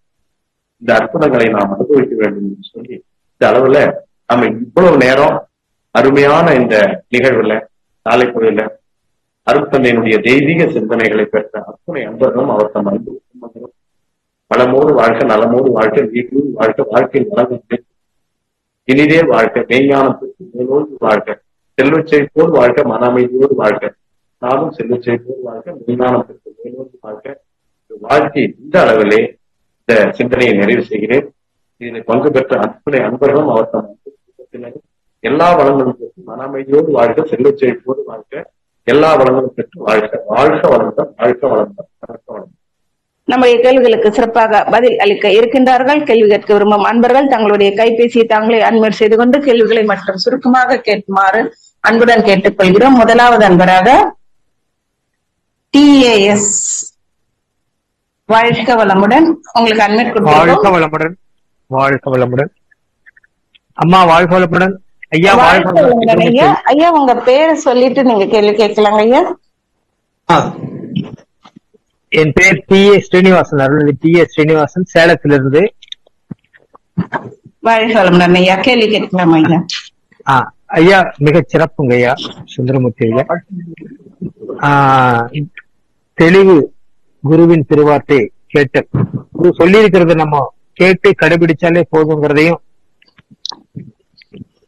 அதுவும் அந்த ஞானமும் வாழ்வும் புத்தகத்துல இருக்கக்கூடிய குறிப்புகளை எல்லாம் கொடுத்து ரொம்ப தெளிவாக சொல்லிங்கய்யா. அது மட்டும் இல்லாம நம்ம உணவுல என்னென்ன கடைபிடிக்கணும், என்னென்னலாம் தவிர்க்கணுங்கிறதையும், குறிப்பா அந்த வெள்ளை சர்க்கரை, வெள்ளை மைதா இதையெல்லாம் தவிர்த்தாலே, அது போல இந்த ஹைபிரிடா இருக்கக்கூடிய புதிய காய்கறிகளை தவிர்த்தாலே நம்முடைய உடல் ஆரோக்கியம் மேம்படும், நலமாக இருக்கலாங்கிறது தெளிவா சொல்லியிருக்கீங்க. ரொம்ப மகிழ்ச்சி. ஆத்தூர்ல நீங்க சின்ன சேலத்துல இருந்தும் கள்ளக்குறிச்சி இருந்தும் நீங்களும் பேராசிரியர் அன்பர்கள் எல்லாம் ஆத்தூர் மன்றத்தை அந்த காலத்துல வளர்த்தீங்க ஐயா, 25 வருஷத்துக்கு முன்னாடி. நான் அப்போ ஆத்தூர்ல முத்துமடிக்கு சுப்பிரமணியம் ஐயாவோட சேர்ந்து இந்தியன் மேன்ஸ்ல இருந்து ஸ்ரீனிவாசன் ஒர்க் பண்ணிட்டு இருந்தேங்க ஐயா. உங்களுடைய நினைவு ரொம்ப இனிமையாக இருக்கிறது. அப்புறமா உங்ககிட்ட நான் தனிப்பட்ட முறையில் பேசுறேன் ஐயா. உங்கள் தொண்டு தொடர்வதற்கு வாழ்த்துக்கள். வாழ்வாள் வாழ்வாள். நிகழ்ச்சி முடிஞ்சவங்க எனக்கு பேசுங்க, உங்க நம்பர் கொடுங்க. அதே சீனிவாசன் ஐயா ஆத்தூர்ல இருந்து வந்து. ஆமாங்க ஆமாங்க. வாழ்வாள் வாழ்வாள் வாழ்க வளமுடன் ஐயா. ஐயா நம்பர் சாட் பாக்ஸ்ல போட்டிருக்கேன், எடுத்துட்டேங்கம்மா. ஐயா நம்பர் எடுத்துட்டேன், நான் அவர்கிட்ட பேசிக்கிறேன். ஓகேங்க ஐயா, நன்றிங்க ஐயா. வாழ்க வளமுடன். அடுத்த அன்பராக கிருபாநிதி அம்மா, வாழ்க வளமுடன். அம்மா வாழ்க வளமுடன். ஐயா வாழ்க வளமுடன் ஐயா. வாழ்க வளமுடன் ஐயா. ரொம்ப நல்லா இருந்தது. ஏற்கனவே ஒரு உணவை பத்தியே 3/4 மணி நேரம் பேசியிருக்கீங்க, அது நான் இன்னும் கூட டவுன்லோட் பண்ணி வச்சிருக்கேன். ரொம்ப நல்லா இருந்தது ஐயா. இப்ப நீங்க சொன்னீங்க தவத்தை பத்தி, உணவை பத்தி எல்லாத்தையும். ஆனா இந்த காலையில எந்திரிச்சு நாடி சுத்தி தண்டுவடை சுத்தி நான் ஓரளவு செய்வேன். செஞ்சுட்டு தான் அப்புறம் கொஞ்சம் தவா அப்படி எல்லாம் போவோம். இப்ப மன்றத்துல செய்யும் போது ஒரு 3 தடவை சுத்துறோம். 3 தடவை செஞ்ச உடனே அதை அடுத்து தண்டுவடை சுத்திக்கு போயிடுறோம். அப்புறம் இறைவனை அப்படி போயிடுறோம். இத தொடர்ந்து செஞ்சுக்கிட்டு செய்யாம அது ஒரு ஃபார்மலா இருக்கு மன்றத்துல செய்யும் போது. அதாவது அந்த தண்டுவடை சுத்தி அத நம்ம கண்டினியூ பண்ணிட்டே இருக்கலாமா, இல்ல அதுலயே அப்படி சும்மா பண்ணிட்டு மறுபடியும் தவிர்த்து போறது நல்லதா? அது கிளியரன்ஸ், அப்பதான் கிளியரன்ஸ் கிடைக்கும், நல்ல உணர்வு கிடைக்குமா உச்சந்தலையில. நாடி சுத்தி நம்ம ஒரு அளவு தானே செய்யறோம். அது ஒழுங்கா ஒரு 10 நிமிஷம் அப்படிலாம் செய்யறது கிடையாது. ரொம்ப ஒரு 2 சுத்து 3 சுத்து இப்போதைக்கு நீங்க கணக்கு வச்சீங்க செஞ்சாங்க. நாம இப்போ நம்ம மன்றத்துல சொல்றது ஒரு 20 தடவை வச்சுக்கலாம். தவம் செய்யும்போது தவத்துல சில குறிப்பு அப்படியே மனசுல வச்சுக்கீங்க. கைகள் இரண்டையும் சேர்த்து இது ஜாயின் ஆயிருக்கணும். கீழே தரையில விரிப்பு போறது என்ன பண்ணணும்னா, கிருஷ்ண பரமாத்மா கீதையில சொல்ற மாதிரி முதல்ல ஒரு தர்ப்புக்குள்ளான பாய், அதுக்கு மேல மொத்தமான துணி, அதுக்கு மேல மெல்லிய துணி, இந்த 3 லேயர் போட்டீங்கன்னா ஜீவகாந்தம் கீழே விரயமாகாம இருக்கும். அதனால நம்ம இப்ப பெட்ஷீட் எல்லாம் போட்டுடுறோம் எல்லா மன்றங்கள்லயும். இங்க வீட்டுல செய்யும் போது சிலர் பாய் போட்டு செய்யறாங்க, கோரப்பாய் செய்யலாம். ஆனா நடுவு சந்து இருக்குல்ல, சந்து தெரியாம ஒரு பெட்ஷீட் போட்டுடணும். மேல ஒரு மெல்லிய துணி இதமா இருக்கு மாதிரி. நீங்க ரமணாசுரம்னா போனீங்கன்னா பாக்கலாம், அதுல மெத்தையா ஒரு யோகா மேட்டு போட்டு அது மேல ஒரு மெத்தை மாதிரி போட்டு அதுக்கு மேல ஒரு மெல்லிய துணி போட்டு 3 லேயர் போட்டு, இது கிருஷ்ணருடைய அறிவுரை தவம் செய்யறதுக்கு. அப்புறம் விவேகானந்த சுவாமியோட அறிவுரை என்னன்னா, சிந்தனையே ஒரு வழி வாழ்வுன்னு சாமி சொல்றாங்க இல்லைங்களா. அதாவது நாம உடல், கழுத்து, தலை இந்த 3ம் நேர்கோட்டில் அமையுமாறு அமர்ந்து கொள்ள வேண்டும். தவம் செய்யும் போது, தவம் செய்ய ஆரம்பிக்கும் போது உடல், கழுத்து, தலை இந்த 3 நேர்கோட்டில் வச்சுங்க.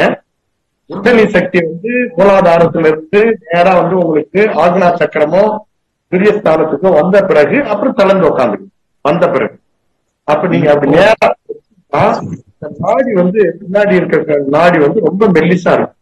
அந்த மெல்லிய நாடி உயிர் மேல வரணும். அப்ப நீங்க அந்த வழி நீங்க இப்படி ஒரு டிம்ஸ் வைப்பாங்க, டிம்ஸ் கட்ட வைப்பாங்க, அந்த மாதிரி நேரா வச்சுக்கணும். அதே மாதிரி ஆண்களா இருந்தா இடுப்புல பெல்ட் வேற டைட்டா கட்டக்கூடாது. பெண்களா மகளிரா இருந்தா பாவாடை எல்லாம் ரொம்ப டைட்டா கட்டினீங்கன்னா வராது, இந்த குண்டலினி உணர்வு வராது. அத நம்ம யோகாவில் அடிக்கடி சொல்றது என்ன, தளர்வானதும் கண்ணியமானதுமான உடைகளையே அணியுங்கள் அப்படின்றது திரும்ப திரும்ப சொல்றோம். தளர்வா இருக்கணும், கண்ணியமா இருக்கணும். அதே மாதிரி இடுப்புல இருந்து உங்களுக்கு மூலாதார பாயிண்ட்ல இருந்து நம்மளுக்கு ஆக்னா சக்கரமோ துரிய சக்கரமோ பிரம்மரந்திரம் வரணும் அப்படின்னா அந்த இடத்த நம்ம கிளியரா வைக்கணும், தளர்வா இருக்கணும். டைட்டா கட்டினீங்கன்னா வராது. 25 பேர் கடவுளுக்குள்ள ஆக்கினை தீட்சைக்கு வந்திருந்தாங்க. 24 பேர் நல்ல உணர்வு கிடைச்சிருந்தாங்க. ஒரு தம்பி மட்டும் உணர்வு வரவே இல்லை எனக்கு எதுவும் அப்படின்னாப்ல. அப்புறம் அவர் சட்டையை நான் தூக்கி பார்த்தேன், பெல்ட் அவ்வளவு இறுக்கமா கட்டியிருந்தார், இருக்கு அவ்வளவு இருக்கும். அப்புறம் அந்த பெல்ட்டை தளர்த்தி விட்டுட்டு அதற்கு பிறகு மறுபடியும் ஒரு டச் கொடுத்து எடுத்துட்டு வந்த உடனே இப்ப நல்ல உணர்வு வருது அப்படின்றார். அதான் நீங்க தவம் செய்ய எப்பெல்லாம் உட்காருவீங்களோ தளர்வான ஆடைகளை போட்டுருங்க. அதே மாதிரி மனசை தளர்வா வச்சுங்க. எவ்வளவு பெரிய சிக்கல் இருந்தாலும் அது எல்லா சிக்கல்களுக்குமே மனவளக்கலையில தீர்வு இருக்கு. அது சிக்கல்களுக்கு தீர்வு இல்லாத எந்த பிரச்சனையுமே உலகத்துல இல்லை. நம்ம மனவளக்கல்ல எல்லாத்துக்கும் வாழ்க்கை. வாழ்க வளமுடன். ரொம்ப சிறப்பியா, நல்ல விளக்கம். வாழ்க வளமுடன் அம்மா. வாழ்க வளமுடன். வாழ்க வளமுடன் அம்மா. அடுத்த அன்பராக மகேஷ் அவர்களை அழைக்கின்றோம். வாழ்க வளமுடன்.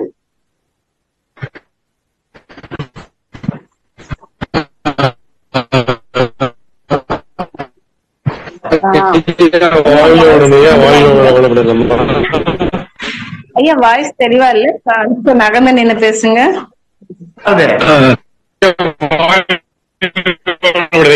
கேக்குதுங்களா? ஹலோ சொல்லுங்க ஐயா. கேக்குதுங்களா ஐயா? சொல்லுங்க. ஐயா கொடுத்த விளக்கம், நீங்க இந்த உணவு முறை விளக்கம் நல்லா கொடுத்தீங்க, மிக்க நன்றிங்க ஐயா. எல்லாம் இந்த காய்கறிகள் இந்த மாதிரி காய்கறிகள் எடுத்துக்கணும், ஹைபிரிட் காய்கறிகள் எடுத்துக்கூடாது, பழங்கள் ஹைபிரிட் பழங்கள் வேணாம் அப்படின்றதும், அப்புறம் இந்த 3 சொன்னி கடலமாவு, வெள்ளை சர்க்கரை, அப்புறமா மைதா மாவு சொன்னீங்க. மைதா மாவு கொஞ்சம் கட்டுப்படுத்துற மாதிரி இருக்கு. கடலை மாவு வந்து இப்போ அந்த அளவுக்கு கட்டுப்படுத்துற மாதிரி இல்ல. கடலை மாவு சக்கரை வழக்கமா வாங்குறாங்க. இப்ப தவத்துல ஆழ்ந்தாந்து போனா அதெல்லாம் கொஞ்சம் நம்ம இதெல்லாம் கொஞ்சம் மத்தவங்களுக்கு சொன்னா ஏத்துக்கிற அளவுக்கு மாறுமா? ஏத்துக்கிறவங்க மட்டும் ஏத்துக்கிட்டோம், ஏத்துக்காதவங்க செய்தி போறாங்க. அதை பத்தி என்ன இருக்கு? அதாவது மைதா மாவு இது மூணுமே வந்து உங்களுடைய தவத்துல உயர்வு உண்டாக்கும். நாலாவது கலரிங் போட்டோம்னா கலரிங் கேன்சர் வரவழைக்கக்கூடிய ஒரு பொருள். கண்டிப்பாக. அதனால அது நாளையும் அவாய்ட் பண்ணிருந்தாங்க. ஒவ்வொன்றுக்கு மாற்று ஏற்பாடு வச்சுக்கணும். வெள்ளை சர்க்கரைக்கு பதிலா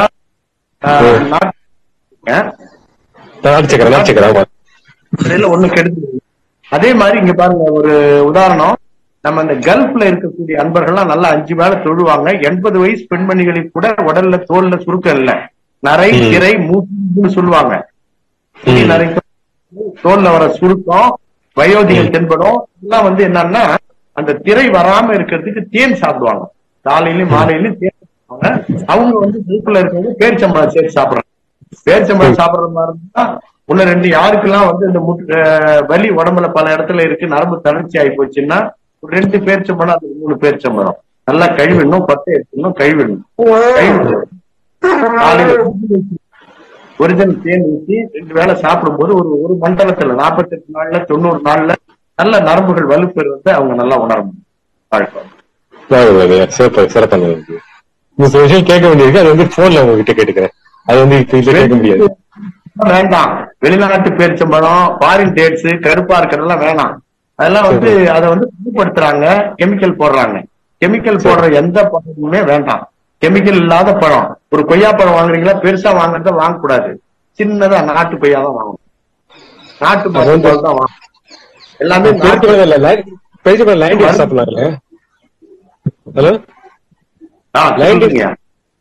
லைன் டேட்ஸ், ஸ்டார் டேட்ஸ் அது வாங்கலாமா இல்ல எந்த மாதிரி இருக்கிறத வாங்குங்க. இதுதான் இல்லை. இப்ப நீங்க சொல்ற மாதிரி லைனு கோல்டனு நிறைய வருது. அதுல நீங்க பதப்படுத்தாது நீங்க கொட்டையோட இருக்கிறதா வாங்கி கொட்டையை எடுத்துட்டு மீதி இருக்கிறத கழுவுங்க. ஏன்னா நான் ஒரு தடவை அந்த பேரிச்சம்பழம் ஃபேக்டரி உள்ள போனேன். கீழே கொட்டி வச்சிருக்காங்க. அவர் டாய்லெட் போயிட்டு வர்றாரு, ஒருத்தர் மேய்ச்சிக்கிட்டே போறாரு.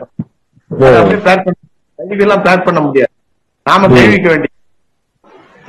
அதனால நீங்க ஒரு 3 பழம் எடுக்கிறீங்க, 4 பழம் 2 பழம் எடுக்கிறீங்க, 2 கொட்டையை நீக்கிட்டு தேய்ச்சி 3 தடவை 4 தடவை கழுவிடுங்க தண்ணீர்ல. அதுக்கு பிறகு தேன் கலந்து சாப்பிடுங்க. சரிங்க, நன்றிங்க. சிறப்புங்க. வாழ்க வளமுடன். அடுத்த நண்பராக மைதிலி நரசிம்மன் அவர்களை அழைக்கின்றோம். வாழ்க வளமுடன். வாழ்க வளமுடன். வாழ்க வளமுடன்மா. எனக்கு நீங்க சொன்னீங்க ஃபைபர் நல்லா சாப்பிட்டீங்கக்கா, செரட்டோனின் சுரக்குன்னு சொன்னீங்க. ஹலோ, சொல்லுங்க. எனக்கு ஃபைபர் சாப்பிடக்கூடாதுன்னு சொல்லியிருக்காங்க. எனக்கு கிரான்ஸ் டிசீஸ் இருக்கு, குடல்ல ஒரு அது. அதனால ஏதாவது சாப்பிட்டா வயிற்று வலி.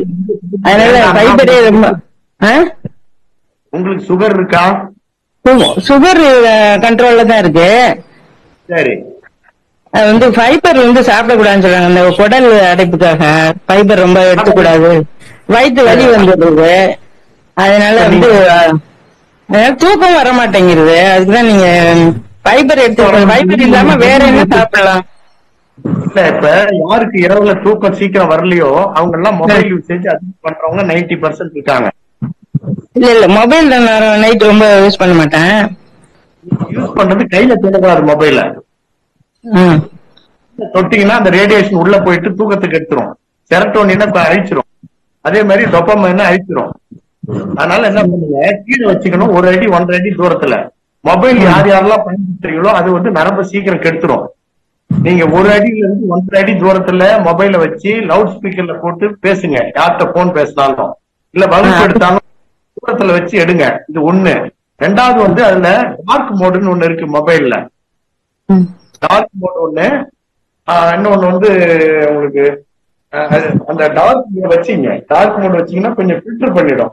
அது வந்து உங்களுக்கு அந்த ரேடியேஷன் வந்து உங்களுக்கு கண்ணுக்கு என்ன கேக்குறேன்னா, இந்த செரட்டோனின் சுரக்கு வேற என்ன சாப்பிடலாம்னு கேக்குறேன். இந்த ஃபைபர் ரொம்ப சாப்பிட்டாதான் சுரக்குன்னு சொல்றீங்க. எனக்கு சாப்பிடக்கூடாது.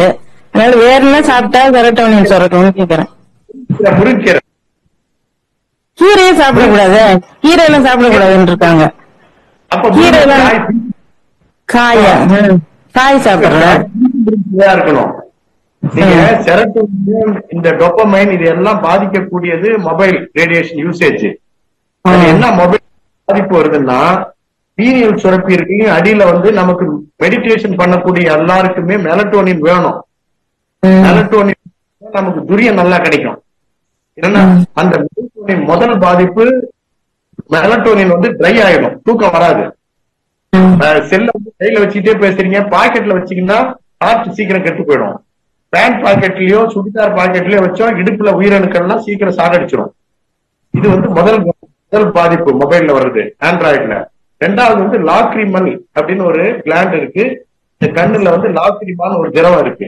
இந்த லாக்ரிமா திரவம் ட்ரை ஆயிடும், கண்ணீர் ட்ரை ஆயிடும். எனக்கு தெரிஞ்ச ஒரு பள்ளியோட கரஸ்பாண்டன்ட் வந்து அமெரிக்காவில இருந்து 5 ml வந்து அந்த கண்ணீரை வாங்கினாரு.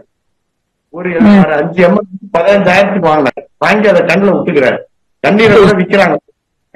அந்த லாக்ரிமா திரவம் ட்ரை ஆயிடும், கண்ணீர் ட்ரை ஆயிடும். மூணாவது வந்து இடுப்புல வைக்கும் போது உயிரணுக்களை அழிச்சிடும் பேண்ட் பாக்கெட் சுடிதார்ல. நாலாவது வந்து உங்களுக்கு இருக்க WBC இருக்கு பாருங்க, அதான் நம்ம உடம்போட ராணுவம், ஒயிட் பிளட் செல்ஸ், வெள்ளை அணுக்கள் வந்து சாதாரண 4000 இருந்து 11,000 இருக்கணும், அது குறைஞ்சு போயிடும் 4000க்கு. அதே மாதிரி ரெட் பிளட் செல்ஸ் எடுத்தீங்கன்னா 4.2 மில்லியன்ல இருந்து 5.5 மில்லியன் இருக்கும். அதையும் ரெட் பிளட் செல்ஸ் சிவப்பு அணுக்களையும் குறைச்சிடும். அப்புறம் பிளேட்லெட்னு ஒண்ணு கேள்விப்பட்டிருப்பீங்க. 1.5 லேக்ல இருந்து 4.5 லேக் வரைக்கும் இருக்கணும். 1.5 கீழே போச்சுன்னா டெங்கு காய்ச்சல் வந்துடும், உடம்புல எதிர்ப்பு சக்தி குறைஞ்சிடும். அந்த பிளேட்லெட்டோட எண்ணிக்கையும் குறைக்கக்கூடிய வல்லமை பெற்றது மொபைல் ரேடியேஷன். அப்ப இதை வந்து நீங்க பண்ணணும் அப்படின்னா என்னன்னா, முதல்ல ஹை ப்ரொடெக்ஷன் மோடுன்னு உங்க செல்ல இருக்கு, ஹை ப்ரொடெக்ஷன் மோடு வச்சீங்க. அடுத்தது டார்க் மோடுன்னு ஒண்ணு இருக்கு, அதை வச்சீங்க. நெட்டை வந்து தேவையில்லை உங்களுக்கு இப்ப யூஸ் இல்லைன்னா நெட்டை ஆஃப் பண்ணி வைக்கணும். எந்த நேரமும் நெட்டை ஆஃப் பண்ணி பாக்கெட்ல வைக்க கூடாது. அப்புறம் 12 to 18 inches தூரத்துல வச்சு பேசுங்க. அப்புறம் செல்ல தொடர வேலையை வச்சுக்காதீங்க, செல்ல தொடாம தூரைய வச்சுங்க, அனாவசியமா தொடக்கூடாது. செல்ல எப்பெல்லாம் உங்களுக்கு தொடணும்னு ஆசை வருதோ, இப்ப உங்களுக்கு கேஸ் ஸ்டவ் பத்த வைக்க தெரியல, கேஸ் ஸ்டவ் பத்த வைப்பீங்களான்னு கேஸ் ஸ்டவ் பத்த வச்ச உடனே ஒரு ப்ளூ ஃபிளேம் வரும் மேல. உண்மையிலே அதுல விரல வச்சு பாப்பீங்களா? இல்ல. அதே மாதிரி அதை தொட்டா கூட தப்பு இல்ல, அந்த தீ காயத்தை கூட ஆத்தில. இதுல வந்து பாதிப்ப கஷ்டம். கவர் போனுக்கு மேல டபுள் சைடு காலேஜ் ஸ்டூடெண்ட்ஸ் எல்லாம் கவரே போட மாட்டேங்கிறாங்க. பின்பக்கம் மட்டும் சிலர் கவர் போட்டுக்கிறாங்க, ஜென்ஸ் லேடிஸ். நீங்க 2 பக்கமும் வர மாதிரி ஒரு கவர் போட்டுங்க, அது நான் கண்டக்டர், அதுல வர்ற ரேடியேஷனை கொஞ்சம் பண்ணிடும். அதே மாதிரி காதுல வந்து வச்சு பேசாதீங்க, காதுல வச்சு பேசாதீங்க. அப்புறம் மேற்பட்டவங்க பான் சைஸ் பெருசாக்கிங்க, செட்டிங்ல போய் பான் சைஸ பெருசாக்கிங்க. இதுல குழந்தைங்களுடைய கிடந்து இயர்போனு, ஹெட்போனு, ப்ளூடூத் இதெல்லாம் வச்சு காதுல பண்ணீங்கன்னா சீக்கிரம் செவிப்பற கெட்டு போயிடும், காதோட ஹியரிங் கெப்பாசிட்டி கெட்டு போயிடும். அதெல்லாம் வேணாம். காதோட ஹியரிங் கெப்பாசிட்டி வந்து 10 டெசிபல், 610 டெசிபல் வீணா போயிடும் காதோட ஹியரிங் கெப்பாசிட்டி. வேணாம். இதெல்லாம் ப்ரொடெக்ஷனா எடுத்துக்கலாம். நமக்கு செல் வந்து அத்தியாவசியமா தேவைப்படுது. நீங்க குழந்தைங்களுக்கு இந்த நிகழ்வுகளை கலந்து கொண்டுள்ள அத்தனை அன்பர்களும் உங்க குழந்தைங்க காலேஜ் படிக்கட்டும், MBBS படிக்கட்டும், யாருக்குமே செல்லு வாங்கி கொடுக்காதீங்க. லேப்டாப், காம்டாப் இந்த மாதிரி லேப்டாப் வாங்கி கொடுத்தீங்கன்னா, லேப்டாப் மடியில வச்சீங்கன்னா பூரா அவங்களுக்கு வந்து இந்த லேப்டாப் இதெல்லாம் மடியில வச்சு அதை பயன்படுத்துறவங்களுக்கும், காதுல செல்லு பேசுறவங்களுக்கும், அந்த பாக்கெட்ல வர்றவங்க, இடுப்புல வைக்கிறவங்களுக்கு குழந்தை பிறக்காது. பின்னாடி நீங்க கல்யாணம் பண்ணி வச்சா உயிரணுக்கள் எல்லாம் அழிஞ்சிடும். அதனால வந்து இதெல்லாம் வாங்கி கொடுக்காதீங்க, தேவையில்லை. நீங்க எந்த காலேஜ்ல ஆயிரக்கணக்கான சிஸ்டம் வச்சிடுறாங்க, எல்லாம் வச்சிடறாங்க, அங்கேயே படிச்சுட்டு வந்துடலாம். பெரிய ரொம்ப ஸ்ட்ரெயின் எல்லாம் பண்ண வேண்டியது இல்லை. வீட்டுல வந்து லேப்டாப் வச்சு படிக்கிறாங்களா, ஒன்னும் ப்ராப்ளம் இல்ல. லேப்டாப்பை தூரமா வைக்க சொல்லுங்க. நம்ம எப்படி நம்ம பேசுற மாதிரி ஒரு டேபிள் மேல வச்சுட்டு தூரமா பேசணும், வெளியில வச்சு லேப்டாப் யூஸ் பண்ண விட்டாங்க. லேப்னாவே மடியில வைக்கிறது, லேப்டாப்ல வைக்கிறதுக்கு அனுமதி கொடுக்காதீங்க உங்க குழந்தைங்களுக்கு. தூக்கம் வர்றதுக்கு ஏதாவது ஒரு இது சொல்லுங்க ஐயா. மொபைல்ல வந்து பாதுகாப்பா இப்ப சொன்ன 10 ப்ரொடெக்ஷன் சொன்னேன். மொபைல் மத்த விஷயம் ஏதாச்சும்?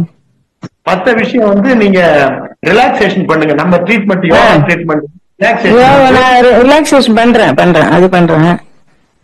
எக்ஸசைஸ் எல்லாம் பண்ணிட்டு தான் இருக்கேன். எக்ஸசைஸ் எல்லாமே பண்றேன். காலையில உடற்பயிற்சி செய்யும் போது பண்றதை நான் சொல்லல. நைட்டு பண்ணணும். முன்னாடி எப்ப படுக்கணும் 9 மணிக்குள்ள படுத்துருங்க. உங்க வேலை எல்லாம் முடிச்சுங்க, 10 படுத்துருங்க. படுக்கும்போது யூடியூப்ல இருக்கு ரிலாக்ஸேஷன், சாமி வாய்ஸ்ல போட்டுட்டு படுத்துருங்க. அதுக்கப்புறம் ட்ரீட்மெண்ட் ரிலாக்ஸேஷன். 3வது ட்ரீட்மெண்ட் தூக்கம் வராதுக்கு ஒரு முக்கியமான காரணம் சொல்றேன்.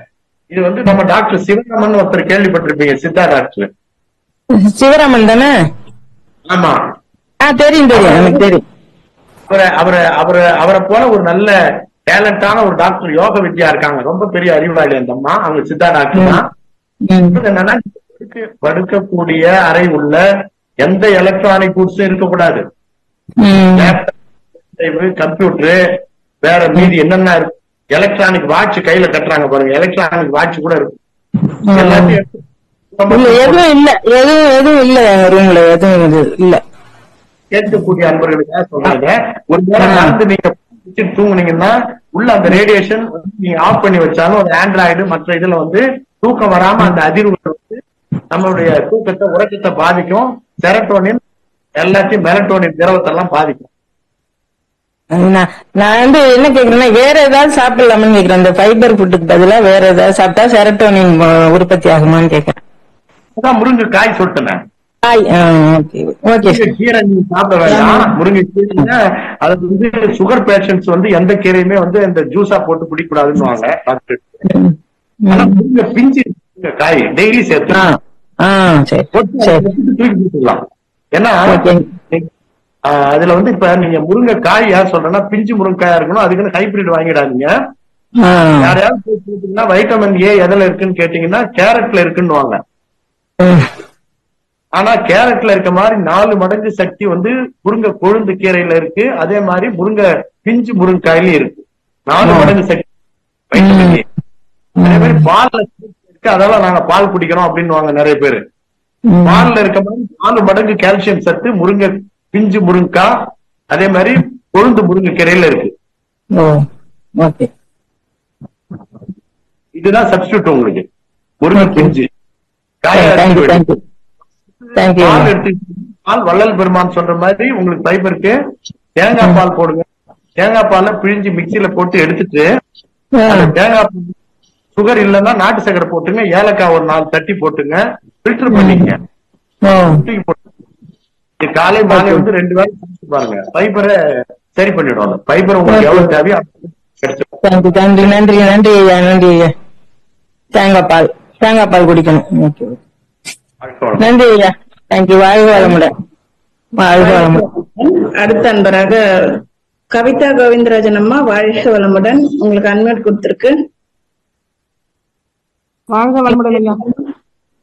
வாழ்க வளமுடன். நீங்க கிருபானந்த வாரியார் பத்தி சொன்னீங்கல்ல, அவர் வந்து 3 வயசுல எல்லாம் கத்துக்கிட்டாரு, அவங்க அப்பா சொல்லி கொடுத்தாங்கன்ட்டு. அப்ப அவங்க அண்ணன்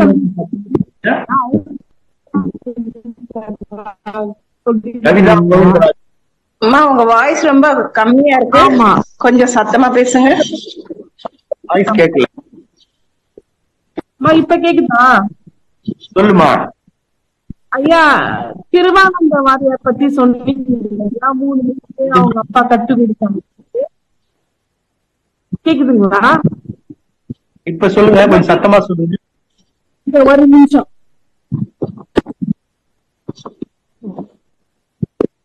வாழ்க வளமுடன் ஐயா. வாழ்க வளமுடன்மா. கிருபானந்த வாரியார் பத்தி சொன்னீங்கல்ல.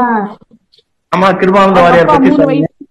டீச்சை வாங்கினா சாமி கிட்ட வர்றதுக்கு முன்னாடி வாங்கின டீச்சர் அவங்க அப்பா சொல்லி கொடுத்தாருன்ட்டு. அப்ப அவங்க அண்ணன் தம்பிங்க இருந்தாங்க, அவங்களுக்கு எல்லாம் அந்த ஞானம் வரல. ஐயா அவங்க என்ன கேட்கறாங்க, கிருபானந்த வாரியார் அவர்களுக்கு வந்து தீட்சை கிடைச்சது, அவங்களோட அண்ணன் தம்பிங்களுக்கு எல்லாம் ஏன் அந்த ஞானம் வரலன்னு கேக்குறாங்க ஐயா. கிருபானந்த வாரியாரோட அண்ணன் தம்பிங்களுக்கு ஏன் கிடைக்கலன்னு கேக்குறாங்களா? ஆமாங்க ஐயா. சரி, அவங்க 9 பேரு. அதுல கடைசி கிருபானந்த வாரியாரோட தம்பி வந்து திருப்புகழ்மணி. அவர் நல்ல அவரை போலவேதான் உபன்யாசம் எல்லாம் பண்ணுவாரு, எங்க இடத்துக்கு வந்திருக்காரு, பண்ணிருக்காரு. இப்ப ஒரே குடும்பத்துல வந்து நம்ம 4 பேர் இருந்தாலும் நீங்க உங்க குடும்பத்துல எல்லாருக்கும் அந்த மெய்ஞானம் கிடைக்கிறது இல்ல. ஆனா கிடைக்கிறதுக்கு வழி இருக்கு. அதுக்கு உண்டான முயற்சியில மெய்ஞானம் முயற்சி எடுக்கணும். அது நீங்க அது எப்படி அவங்க மற்றவங்களுக்கு இப்ப உங்க குடும்பத்துல நீங்க சொல்றீங்க எல்லாரும் ஏத்துக்கல அப்படின்னா அவங்களுக்கு எப்படி மெய்ஞானம் கிடைக்க வழிவகை செய்யறதுன்றத நீங்க தொலைபேசியில கேளுங்க, நான் சொல்றேன். சரிங்க ஐயா. அதே மாதிரி ஐயா நீங்க ப்ளீச்சிங் பவுடரு அதெல்லாம் சொன்னீங்களே, அது எதுக்கு ப்ளீச்சிங் பவுடர் எல்லாம் போடுறாங்க அந்த மாதிரி சொன்னீங்க ஒரு வார்த்தை. சொல்லுங்கம்மா, கேளுங்க தொடர்ந்து. பவுடரும் சோடா மாவும் சொன்னாரு, எதுலயே கலக்குறாங்கன்னு சொல்லிட்டு, அது எதுல கலக்குறாங்கன்னு கேட்கலாம்னு. சக்கரை, வெள்ளை சக்கரையா சொன்னாங்க ஐயா. வெள்ளை சர்க்கரை பகிர்ந்த வெளிச்சமா இல்லாம இருட்டே இருக்கிறோம், அது பரவாயில்லைங்களாம்மா? கேட்டு கொஞ்சம் சொல்லுங்க. பகிர்ந்த வெளிச்சம் வராம இருட்டிலே உள்ளே இருந்தா அது உடம்புக்கு கெடி, பரவாயில்லைங்களா? ஐயா கேக்குதுங்களா ஐயா? சொல்லுங்கம்மா. ஐயா அவங்க இருக்கிற வீட்டுல வந்து சூரிய வெளிச்சம் படாம இருட்டிலே இருக்காங்களா? உடலுக்கு கெடுதியான்னு கேட்டாங்க. வைட்டமின் டி கிடைக்காது, கால் எலும்பு எல்லாம் வந்து சூரிய மாதிரி ஆகும், கால் எலும்புகளுக்கு சக்தி கிடைக்காது, மராஸ்மஸ்னு ஒரு நோய் வரும். அது நீங்க என்ன பண்ணோம், நாம திறந்த வழி வீட்டுக்குள்ளே ஏன் இருக்கிறோம், ஒரு 10 நிமிஷம் மேல போயிட்டு காமிச்சிட்டு வந்துடுறோம். இல்ல வெளியே வந்து 10 நிமிஷம் வெயில்ல நம்ம அந்த வெயில்ல வந்து எது பவர்ஃபுல் வெயில்னா காலை 8 மணிக்குள்ள 7 to 8 இருக்கிற வெயில்ல வந்து உங்களுக்கு வைட்டமின் டி எல்லா சத்துக்களும் அபரிதமா கிடைக்கும். அதே மாதிரி மாலை வெயில்ல வைட்டமின் டி ரொம்ப அபரிதமா கிடைக்கும். அது 4 o'clock மேல ஒரு 5 மணி வாக்குல ஒரு 10 நிமிஷம் நாமளே நம்ம அந்த சூழ்நிலை ஏற்படுத்திக்க வேண்டியது இல்லைன்னா போயிட்டு ஒரு 10 நிமிஷம் காலையில. சரிங்கய்யா, ரொம்ப நன்றிங்கய்யா. கரும்பு சாறு பத்தி கேட்டீங்களா? வெள்ளை சக்கரை பத்தி ஏதோ? ஆமாங்க ஐயா, அதுதான் வெள்ளை சக்கரைக்காக தான். அதான் ப்ளீச்சிங் பவுடர் சோடா மாவுன்னு சொன்னாரு, அது எதுக்குன்னு கேட்டிருந்தாங்க ஐயா. முக்கியமான பொருள் போடுறாங்க. முதல்ல ப்ளீச்சிங் பவுடர் போடுறாங்க, அதை வந்து பாக்டீரியா கண்ட்ரோலுக்காக. அப்புறம் 1 லிட்டர் கரும்பு சாறு வந்து நீங்க பாஸ்போரிக் அமிலம் வந்து கொஞ்சம் 200 ml ஊத்துறாங்க. அதே மாதிரி சுண்ணாம்பு 2% கலக்குறாங்க. அப்புறம் அந்த சுண்ணாம்பு சத்து வந்து என்னன்னா சுண்ணாம்பு சத்து இழக்கிற மாதிரி 102 டிகிரி கொதிக்க வைக்கிறாங்க. பாலி எலக்ட்ரோலைட் அப்படின்ற இடத்துல அது ஒண்ணு சேர்க்கிறாங்க. காஸ்டிக் சோடா, வாஷிங் சோடா இதெல்லாம் வந்து சேர்க்கிறாங்க. சல்பர் டை ஆக்சைடு நஞ்சு இருக்கு, சோடியம் ஹைட்ரோசல்பேட் இருக்கு, இது எல்லாமே சேர்க்கிறாங்கம்மா. இது எல்லாமே சேர்த்தா இந்த கெட்டு போன சர்க்கரை வந்து மஞ்சள் நிறத்துல 6 மாசத்துல மாறிடும். அந்த மஞ்சள் நிறத்துல மாறுறது வந்து ரொம்ப தள்ளி போறத உடனே கேன்சர் வர்ற மாதிரி பண்ணிடும்.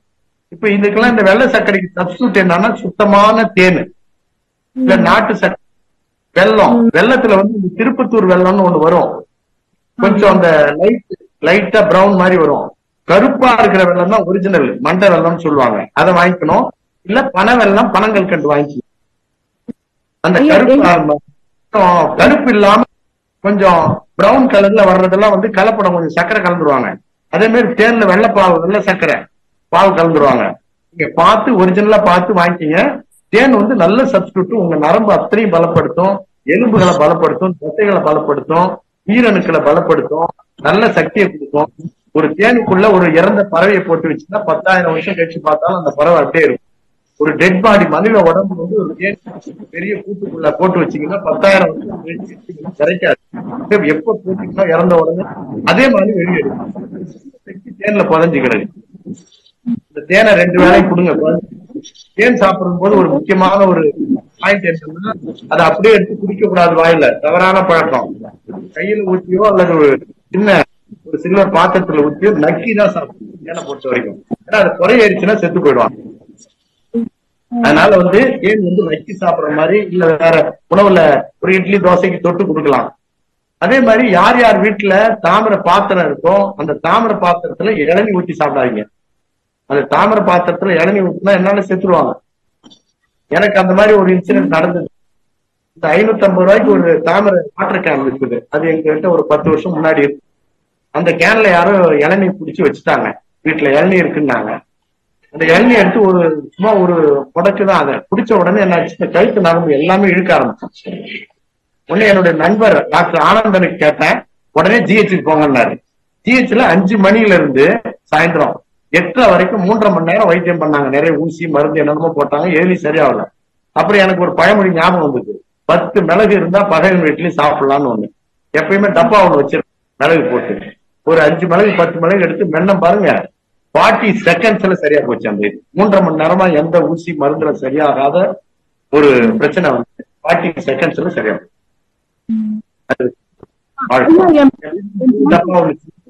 ஹேண்ட்பேக்ல அப்புறம் விஷக்கடி இருக்கு அப்படின்னா சிரியானங்க ஒரு பொடி நாட்டு மருந்து கடையில கிடைக்கும், ஒரு பாக்கெட் வாங்கி பேக்ல போட்டு வச்சுங்க. கடிச்சா உடனே அது வந்து விஷத்தை வந்து மல மூத்திரம் வழியா வெளியே எடுத்துட்டு சிரியானங்கை பொடி. இந்த இதெல்லாம் வள்ளலாருடைய வைத்தியத்துக்கு மூலிகை மருத்துவம் நிறைய எழுதியிருக்காங்க. வள்ளலார் உலகத்திலே மிக சிறந்த டாக்டர் அவரு. அவர் சொல்லிதான் இப்ப எனக்கு வந்து நம்ம 3.5 இருந்தது ஒரு 3-4 இயர்ஸ் முன்னாடி பவர். அவர் சொன்ன உணவு பழக்கம் சாப்பிட்டேன், 80 நாள்ல வந்து 100% cure 3.5. By the past 2 years, I am not wearing any specs. Without specs, I am able to read small letters. நீங்க உங்களுக்கு கண்ணுல பிரச்சனை இருக்கு, யாருக்காவது கண்ணு நரம்பு, ஏன்னா இப்ப இந்த காலத்து ஜெனரேஷன் வந்து மொபைல் பார்த்து வீணாக்கிறாங்க கண்ணு நரம்பு. உடம்புல இருக்க நரம்புகள்லயே மென்மையான நரம்புகள் வந்து கண்ணோட நரம்பு தான். அது இந்த மொபைல் ரேடியேஷன்ல கெட்டு போயிடும். கெட்டு போன நரம்பு சரி பண்ணி நீங்க தொலைபேசியில தொடர்பு கொள்ளுங்க, நான் சொல்றேன் உணவு பழக்கம் அது என்ன சாப்பிட்டு. ரொம்ப நன்றிங்க ஐயா. அதே மாதிரி குழந்தைங்களுக்கு பரோட்டா வாங்கி கொடுக்காதீங்க. யாரும் மைதாவில செஞ்ச பரோட்டா அதெல்லாம் வேண்டாம். அதெல்லாம் வந்து ஜங்க் ஃபுட். கேன்சர் வேணும் அப்படின்றவங்க சாப்பிடலாம் ஜங்க் ஃபுட். வாழ்க வளமுடன். அடுத்ததாக ஜெயசக்தி அவர்கள், வாழ்க வளமுடன், நீங்க பேசலாம். ஐயா வாழ்க வளமுடன். வாழ்க வளமுடன் ஐயா. ஐயா ரொம்ப சிறப்பான உரைங்கய்யா, பயனுள்ள உரை, ரொம்ப மகிழ்ச்சி, நன்றி. ஒரு 2-3 கேள்விகள். அதாவது மைதா சர்க்கரை எல்லாம் சொன்னீங்கயா, அதெல்லாம் ஏற்கனவே நிறைய பேர் சொல்லியிருக்காங்க. கடலை மாவும் கடலை மாவு ஜெயசக்திங்க, ஜெயசக்தி ஒசூரா ஜெயசக்தி, சரிங்க. ஆமா, கடலை மாவு ஏங்க சாப்பிடக்கூடாதுன்னு சொல்றீங்க? கடலை மாவு வந்து அது வந்து பருப்புல தானே இங்க செய்யறோங்க. கடலை மாவும் சாப்பிடக்கூடாதுன்னு சொல்றீங்களா? அது புரோட்டீன் தானேங்க, பருப்புல இருந்து தானே தயாராகுது. அது யாருக்கு ஏற்ற உணவுன்னா, இப்ப அந்த காலத்துல வந்து 2 மணி 3 மணிக்கு எழுதுவாங்க, ஏற்றம் இறைப்பாங்க. காலையில 6-6:30 அவங்களுக்கு வந்து ஒரு சொம்பு வேர்வு வந்துடும். உழைப்பு இல்லாம சாப்பிட்டா அது பாய்சனா மாறும். உழைப்பு இருக்கணும் கடுமையா, குழந்தையோ பெரியவங்களோ கடுமையான உழைப்பு இருக்கு. நான் வீட்டில இருந்தேன், ராணுவத்துல இருக்கும்போது ஒரு நாளைக்கு 15 மைல் ஓடுவாங்க. இங்க வந்து நம்ம பயிற்சி மாத்திக்கிட்டு, அதனால வந்து நீங்க வந்து நல்ல உழைப்பு இருக்கவங்க சாப்பிட்டா சேர்ச்சிரும், மத்தவங்களுக்கு பிரச்சனையை கொடுக்கும். காலையில எழுந்துச்சா வேலை என்ன இருக்கோ இல்லையோ மொபைல் எடுத்துக்கிறாங்க பிள்ளைங்க. இப்ப மொபைல் இல்லாத சாப்பிடறதே இல்லைங்க பிள்ளைங்க. உடற்பயிற்சி இல்லாதவங்களுக்கு அந்த கடலை மாவு வந்து விஷம். நாம நல்லா உடற்பயிற்சி பண்றோம், நாம டெய்லி எடுக்க போறது இல்லைங்க. இப்ப ஏதாவது கெஸ்ட் வராங்க, ஃப்ரெண்ட்ஸ் வராங்க, ஒரு கடலை மாவுல ஒரு பஜ்ஜியோ போண்டாவோ போட வேண்டிய சூழ்நிலை இருக்கு வீட்டுல. திடீர்னு அதுதானே பலகாரம், அது மாதிரி சந்தர்ப்பத்துல பயன்படுத்தாம இப்ப நாங்கெல்லாம் நீங்க சொன்ன மாதிரி ஏற்கனவே மைதா வெள்ளை சர்க்கரை இதெல்லாம் பயன்படுத்துறது இல்ல. கடல மாவும் சொன்னீங்களா, அதனாலதான் டவுட் வந்ததுங்க கேக்குறேன். மாவுல பஜ்ஜி போண்டா போடுறதுக்கு பதிலாக உளுத்த மாவுல செஞ்சு சாப்பிடுங்க. உளுத்த மாவு போண்டா, உளுத்த வடை, அதுல வந்து சத்து நல்லா இருக்கு. உளுத்த மாவு உளுந்து வந்து பெட்டர் தேன் கடலை மாவு. கடலை மாவுல சில கெடுதல் இருக்கு, அது வேண்டாம். சரிங்க. ஒண்ணு. ரெண்டாவது, தேங்காய் பால் சொன்னீங்க. தேங்காய் பால் அடிக்கடி நான் யூஸ் பண்றேன், பட் அது தினந்தோறும் எடுத்துக்கலாம் ஐயா. தேங்காய் பால்ல நான் வெல்லம் இல்லாம யூஸ் பண்றேன், வெல்லமே போறது இல்ல. தேங்காய் பால்ல ஏதாவது அதாங்க தினந்தோறும் யூஸ் பண்ணலாமான்னு கேக்குறேன். டெய்லி யூஸ் பண்ணலாமா தேங்காய் பால்? அதாவது நல்ல பொருளை தினமும் யூஸ் பண்ணலாம். நீங்க வந்து இப்போ இந்த பசும்பால்னு சொல்ற அந்த ஹைபிரிட் ஜெர்சி மாட்டு பால் வாங்குறீங்க, 80 லிட்டர் 4 லிட்டர்ல இருந்து 100 லிட்டர் வரைக்கும் கறக்கக்கூடிய ஜெர்சி மாட்டு பால் வந்து கேன்சர் வரும். அதை தினந்தோறும் டீ போட்டு சாப்பிடுறாங்கல்ல, அதுக்கு இது எவ்வளவு பரவாயில்லையா? தேங்காய் வாங்குறவங்க நான் அந்த பாலே நான் யூஸ் பண்றது இல்லைங்க. மாட்டு பால் எந்த பாலும் நான் யூஸ் பண்ண, அதுக்கு பதிலாக வாரத்துல ஒரு 2 நாள் 3 நாள் வந்து தேங்காய் பால் யூஸ் பண்றேன் மார்னிங்ஸ். மார்னிங் அதுல இருந்து அவல் மாதிரி ஏதாவது போட்டு பிரேக்ஃபாஸ்டா எடுத்துக்கிறேன். அதான் தினந்தோறும் சாப்பிடலாமா? அதுல பொட்டாசியம் இருக்கு, அது அதிகமாயிடுன்னு சொல்றாங்க, அதுக்காக கேக்குறேன். என்ன அதிகமாயிடும்? கொலஸ்ட்ராலா? பொட்டாசியம் தேங்காய் பால்ல பொட்டாசியம் இருக்கு, அது டெய்லி சாப்பிட்டீங்கன்னா அதிகமாயிடும், அது அதிகமாகக்கூடாதுன்னு சொல்றாங்க. இருங்க ஒரு நிமிஷம். நீங்க வந்து தேங்காய் வாங்கும் போது நாட்டு தேங்காய் இருக்கு பாத்தீங்களா? நாட்டு தேங்காய் சின்னதா இருக்கக்கூடிய தேங்காய், வெள்ளையா இருக்கிறது பிஞ்சா பார்த்து வாங்கிட்டீங்க. அதே வந்து இப்ப தேங்காய் விற்கிறாங்க, இருங்க சொல்ல விற்கிறாங்க. அது வந்து அது ஹைபிரிட் தென்னை ஹைபிரிட். ஆமா, அந்த ஹைபிரிட் தேங்காய்கள் வாங்க வேண்டாம், அதனால பாதிப்புகள் வரலாம். ஆனா பெருசா ஜனங்க விரும்புறது வந்து இடுப்பயரம் இருக்க முருங்கைக்காய், பெரிய பெரிய தேங்காய் எல்லாம் விரும்புறாங்க. அதெல்லாம் வேண்டாம். நாட்டு தேங்காய் வள்ளலார் பெரிய டாக்டர் இல்ல. நீங்க 0% கொலஸ்ட்ரால், நீங்க பொட்டாசியம் வந்து இந்த மாதிரி ஹைபிரிட் தேங்காய் வாங்கினீங்கன்னா பொட்டாசியம் கூட வாய்ப்பு இருக்கு. ஹைபிரிட் இல்லாத தேங்காய்கள் வாங்குங்க, அதுல எதுவுமே ஆகாது, உடல் சத்து மட்டும்தான். அந்த சத்து 38 சத்து இருக்கு. உங்களுக்கு வேணும்னா எனக்கு போன்ல அப்புறம் நீங்க தொலைபேசியில ஒரு தொடர்பு கொள்ளுங்க, நான் வேணா அந்த 38 சத்து இல்லாண்டதை உங்களுக்கு அனுப்பி விடுறேன்.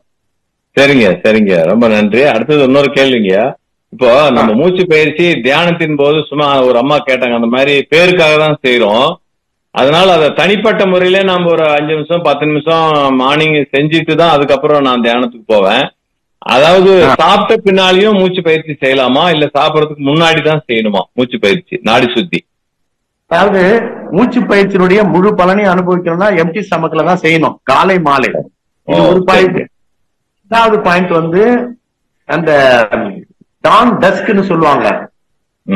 டான் டஸ்க்னா அந்த சன்ரைஸ் சன்செட் டைம்ல செஞ்சீங்கன்னா 100% இழுத்துக்கலாம் வானத்துல இருக்க சக்தியை. நீங்க அப்புறம் வந்து நேரம் தவறி நாம வந்து 8 மணி 10 மணிக்கு செஞ்சோம்னா ஒரு 20%, சாப்பிட்ட பிறகு செய்றீங்க 100% பதிலா ஒரு 10% கிடைக்கும். சரி. ஆனா சாப்பிட்டதுனால செய்யக்கூடாதுன்னு ஒண்ணு செய்யக்கூடாதுன்னு ஒண்ணு இல்லையா? நீங்க நான் கேக்குற கேள்வின்னா சாப்பிட்ட பின் செய்யலாமா செய்யக்கூடாதா? பலன் கொஞ்சமா கிடைக்கும், அது வேற. சிலர் வந்து செய்யக்கூடாதுன்னு சொல்றாங்க. செய்யக்கூடாதான்றீங்க? செய்யக்கூடாதுன்னு சிலர் சொல்றாங்க, அது கரெக்டானு கேக்குறேன். சாப்பிட்ட பின்னால நாடி சுத்தியே செய்யக்கூடாது, எம்டி ஸ்டமக்ல தான் செய்யணும்.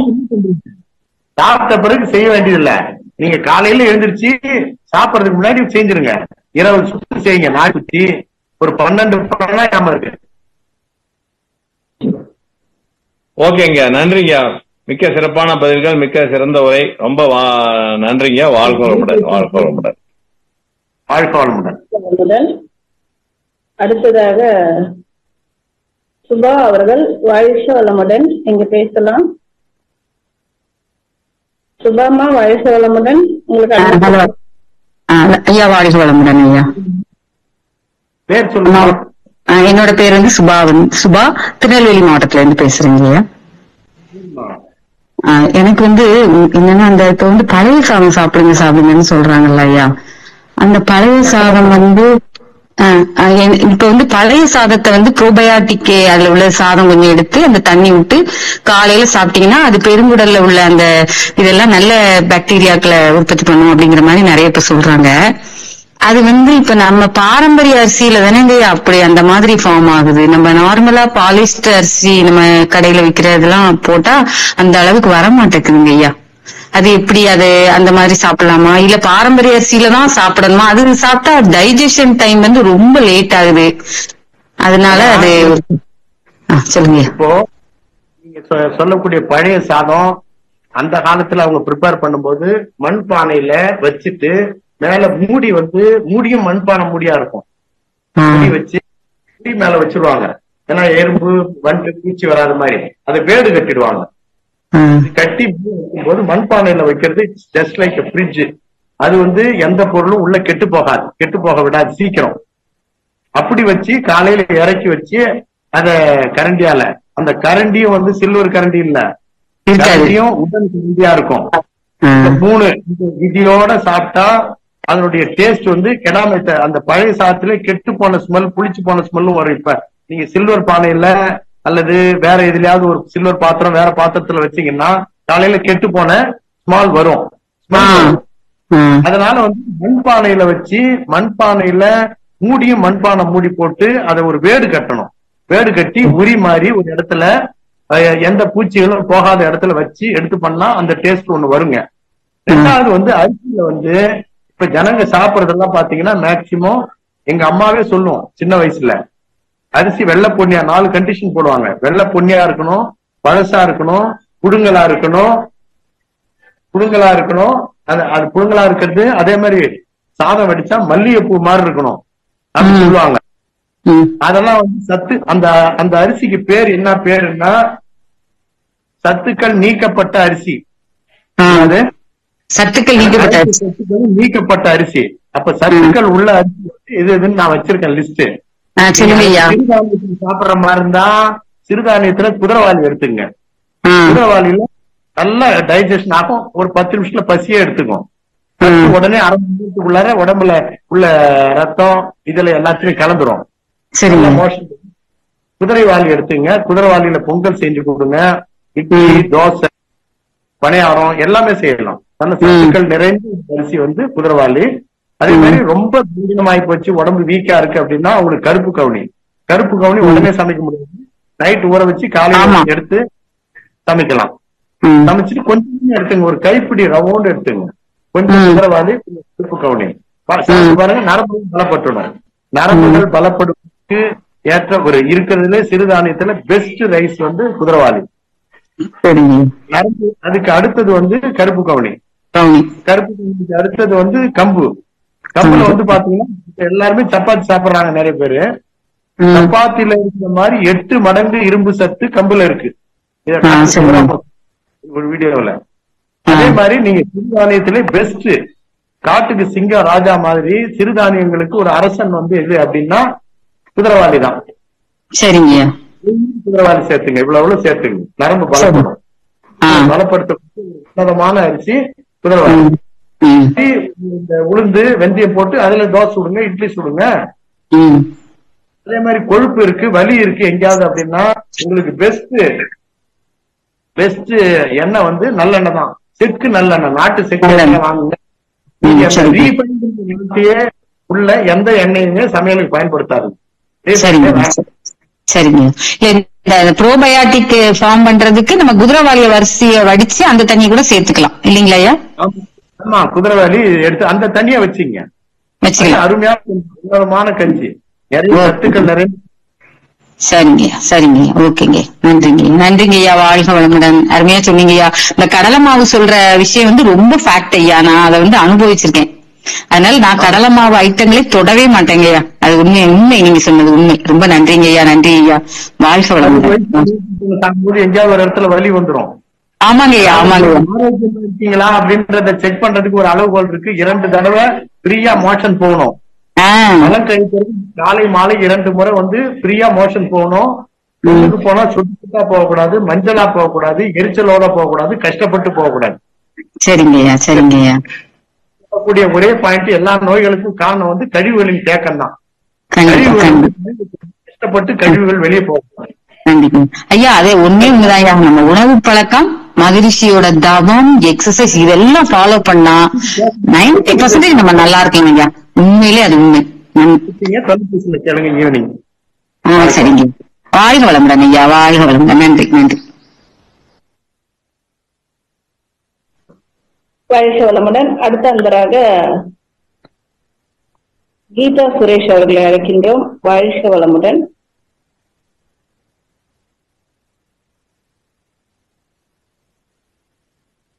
கீதா சுரேஷ் அம்மா வாழ்க வளமுடன். நீங்க பேசலாம். வாழ்க வளமுடன் அம்மா. தேங்க்யூ ஃபார் தேங்க்ஸ்மா. வாழ்க வளமுடன் ஐயா. வாழ்க வளமுடன்மா. பேரு ஊரு சொல்லுங்கம்மா. கீதா சுரேஷ், பெங்களூர் இருந்து பேசுறேன் ஐயா. கீதா சுரேஷ், பெங்களூர். சரிம்மா. சார் எனக்கு 3 questions இருக்கு ஐயா.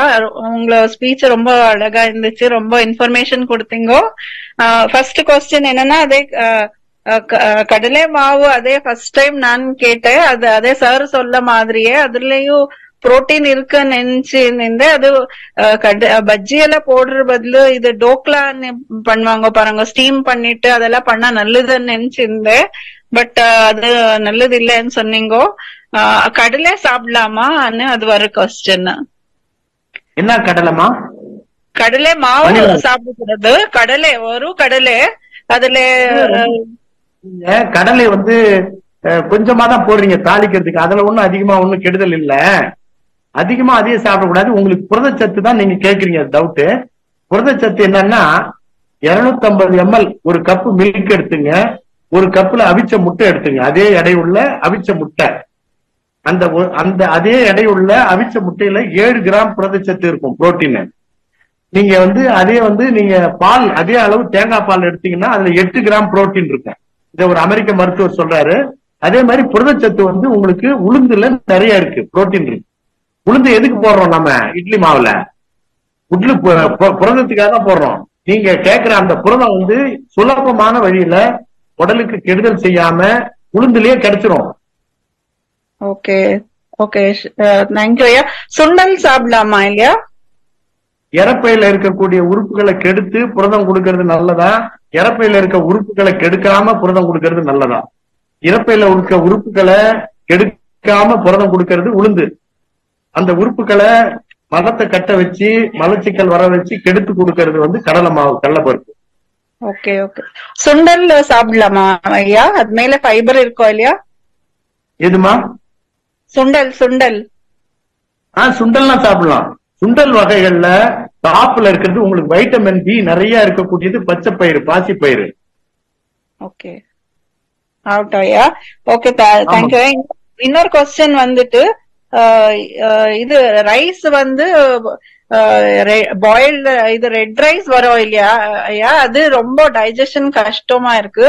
அதுக்கு நான் என்ன பண்றேன்னா, அது ஃபர்ஸ்ட் வாஷ் பண்ணிட்டு கொஞ்சம் மிக்சில ரஃபா அடிச்சுட்டு சோக் பண்ணி வச்சு அப்புறமா பண்ணின்னு இருக்கிறேன். அது தப்பா கரெக்டா சாப்பிடலாமா? அப்படி நீங்க பண்ணலாம், நீங்க செய்யற மெத்தட். ஆனா ஊற வைக்கிறது கொஞ்சம் கூடுதல் நேரம். கருப்பு கவுனி, மாப்பிள சம்பா, ரெட் ரைஸ், இந்த மாதிரி கலர் அரிசி எல்லாம் பட்டுன்னு ஊறாது. நைட்டே ஊற வச்சுட்டு காலையில எடுத்தீங்கன்னா கரெக்டா இருக்கும். இல்ல ஒரு 4 மணி நேரம் 5 மணி நேரம் குறைஞ்சது ஊறினாதான் அது சமையலுக்கு ஏத்த மாதிரி இருக்கும். அது இப்ப இந்த பிரச்சனை எல்லாம் இல்லாத ஒரு பெஸ்ட் சிறுதானிய அரிசி வந்து குதிரவாளி அரிசி. நல்லா போட்டு ஒரு 5 நிமிஷத்துல ஊறிடும். நீங்க 50 வயதுக்கு மேற்பட்டவங்களுக்கு எளிதில் ஜீரணம் ஆகக்கூடிய ஒரு பெஸ்ட் ரைஸ் வந்து குதிரவாளி. Okay, horse gram. Okay okay. இது சுகர் கேன் ஜூஸ் சாப்பிடலாமா ஐயா? அது ரொம்ப சுகர் இருக்கும் இல்லையா, வெயிட் லாஸ் பண்றதுக்கு நல்லதா? சுகர் இருக்காமா? இல்ல சார், இல்ல சுகர் எல்லாம் என்ன இல்ல. வெயிட் லாஸ் பண்ணு இருக்கிறேன். இன்னும் ஒரு 5 kgs வெயிட் லாஸ் பண்ணணும்.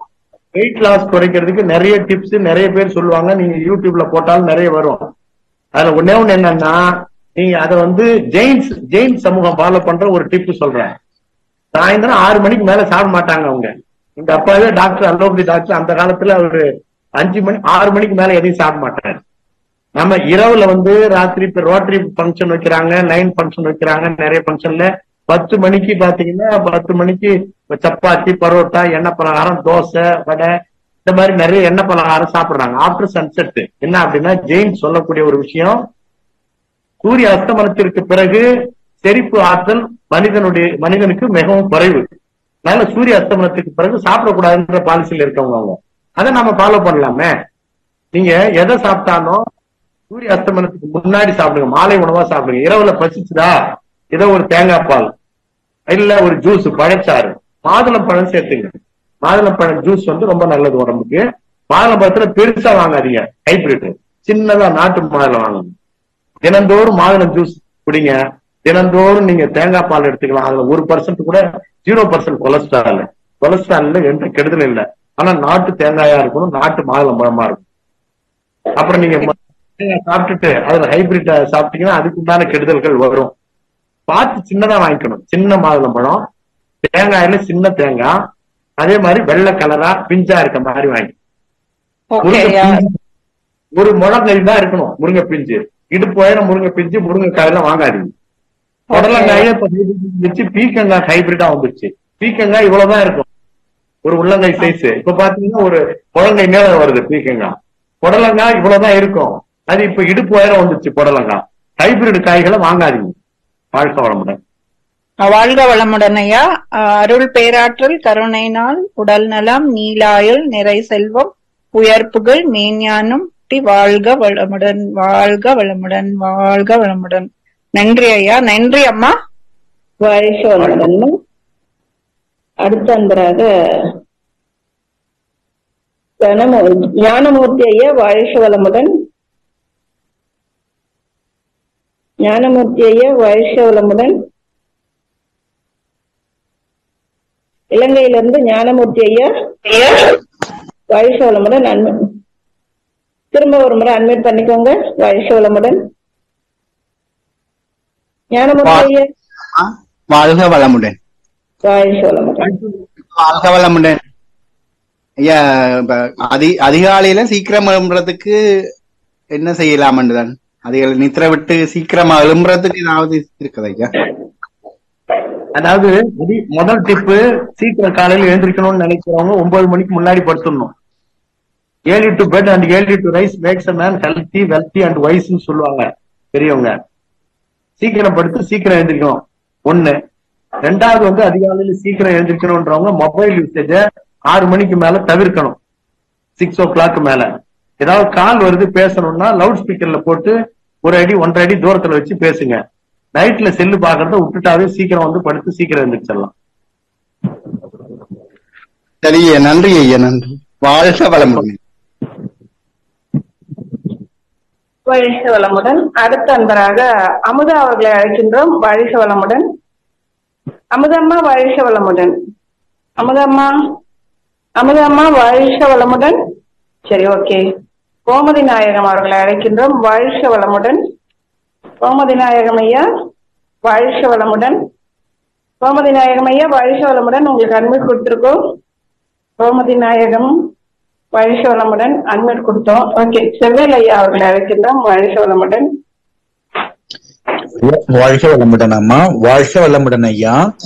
நம்மளுடைய வலது கை ஐயா, லேடிஸ்க்கு வலது கையினுடைய மூட்டுல வலி ஓவரா இருக்குங்க ஐயா. அதுக்கு நம்ம வலது கை மூட்டுல அவங்க காய்கறி எல்லாம் கட் பண்ண முடியல, வலது கை மூட்டுல மட்டும் வலி இருக்கு ஐயா. கேக்குதுங்களா? பேரு ஊரு சொல்லுங்க. நான் வந்து கொய்த்துல இருந்து பேசுறேங்க ஐயா. கொய்த். பேரு செவ்வேல் ஐயா. செவ்வேல். ஆமாங்க ஐயா. சரி, இப்ப சொல்லுங்க. வலது கை மூட்டுல அவங்க காய்கறி கட் பண்றாங்க ஒய்ஃப், அவங்களுக்கு வலி இருக்கு ஐயா. அந்த இடத்த அவங்க என்ன ஐயா பண்ணலாங்க ஐயா? வலது கை ஜாயிண்ட்ல ஜாயிண்ட்ல அந்த இடத்த வலி லைட்டா விண்ணு நின்றுகிட்டே இருக்கு. கை வந்து ரொம்ப கஷ்டமா இருக்குது ஐயா, காய்கறி கட் பண்றதுக்கு செய்யறதுக்கு கொள்றதுக்கு. காய்கறி நறுக்குறாங்களா? நிறைய இல்ல, ஒரு 4 பேருக்கு சமைக்கிறாங்க, குழந்தைங்களுக்கு, அப்பாவுக்கு அம்மாவுக்கு, அவ்வளவுதான். இப்போ நீங்க இப்ப நீங்க அவங்க கிட்ட கன்சல்ட் பண்ணுங்க. இப்ப நான் சொல்ற பாயிண்ட்ஸ் தனியா மொபைல் கொடுத்துருக்கீங்கல்ல, அப்ப இப்ப நான் அந்த மொபைல் பாதிப்புகள்னு ஒரு 10 பாயிண்ட் சொல்லியிருக்கேன். அதுக்கு வந்து சேஃப்டிக்கு என்ன பண்ணணும்னு சொன்னேன் கொஞ்ச நேரம் முன்னாடி. Dark mode, high protection mode எல்லாம் போடணும், கவர் மேல போடணும், வைக்கணும், 12 இதெல்லாம் வந்து அவங்க இதுல கையில காதுல வச்சு ரொம்ப நேரம் பேசினா அது வந்து பாயிண்ட்ஸ வந்து பாதிக்கும். ஒண்ணு. ரெண்டாவது வந்து இந்த மொபைல் வச்சுட்டு தூங்கினா அதுவும் வந்து ஜாயிண்ட்ஸ பாதிக்கும். மூணாவது வந்து மைதா மாவு, கடலை மாவு, பரோட்டா வகையில பாதிக்கும், கால் முட்டம். அடுத்த ஹைபிரிட் ஃப்ரூட்ஸ், ஹைபிரிட் வெஜிடபிள்ஸ் இத சாப்பிட்டா பாதிக்கும். அதே மாதிரி அறையில வந்து எலக்ட்ரானிக் கூட்ஸ வச்சுக்கிட்டு தூங்கினா கை வலி, கால் வலி எல்லாம் வரும். அதுக்கு பெயின் கில்லர் போட்டீங்கன்னா அது ஒரு தவறான பழக்கம். நினைச்சதுக்கெல்லாம் பெயின் கில்லர் நாம நினைச்சதுக்கெல்லாம் போடக்கூடாது. உங்களுக்கு தெரியும், ஒரு டோலோன்னு ஒரு மாத்திரை 650 பேராசிட்டமால் வருது, 500 பேராசிட்டமால் வருது. எங்க வீட்டுக்கு அருகாமையில் இருக்கவங்க கொஞ்சம் எம்ஜி பேராசிட்டமால வாங்கி நிறைய அவ்வளவு வச்சுக்கிட்டாங்க. எப்பெல்லாம் வச்சுக்கோ ஒண்ணு போட்டு பாருங்க, ஒரு கிட்னி கெட்டு போயிடுச்சு. புலி நிவாரணி வந்து அத்தியாவசியத்துக்கு மட்டும் பயன்படுத்தணும். அடிக்கடி பயன்படுத்தினா அந்த கிட்னியை கெடுத்துரும் ஆச்சுங்களா. முதல்ல இப்ப இந்த 4-5 வந்து நீங்க எது செய்யறாங்கன்ட்டு நீங்க பேசிட்டு எனக்கு மாலை 5 மணிக்கு தொலைபேசியில தொடர்பு கொள்ளுங்க. கண்டிப்பா பண்றேங்க ஐயா, மகிழ்ச்சி. அதே மாதிரி ஐயா நம்ம கண்ணு நம்ம நல்லா இன்னும் பிரைட்டா வர்றதுக்குன்னா, ஏன்னா நம்ம மகரிஷியுடைய எக்ஸசைஸ் செய்யறோம் பரவாயில்ல, ஐ டெஸ்ட் எல்லாம் பண்ணா எந்த ப்ராப்ளம் இல்லைங்க ஐயா. நம்ம இன்னும் இம்ப்ரூவ் பண்றதுக்கு நம்ம என்ன வழிகள் செய்யலாங்க ஐயா? அது இப்ப இல்லைங்களா 3.5 இருந்தது, நார்மலா ஆகி போச்சு. நல்ல 2 இயர்ஸா கண்ணுலன்ட்டு அதுக்கு ஒரு உணவு பழக்கம் இருக்கு. நீங்க ஒரு 5 மணிக்கு பேசுங்க, குறிச்சிங்க எல்லாரும். சரிங்க ஐயா, 5 மணிக்கு நான் பேசுறேங்க ஐயா. மிக்க மகிழ்ச்சி ஐயா, ரொம்ப சிறப்பாக இருந்தது ஐயா. வாழ்க வளமுடன் ஐயா. வாழ்க வளமுடன் அம்மா. வாழ்க வளமுடன். வாழ்க வளமுடன். அடுத்த அன்பராக மாரிமுத்து அவர்களை அழைக்கின்றோம். வாழ்க வளமுடன். மாரிமுத்து ஐயா, நீங்க பேசலாம்.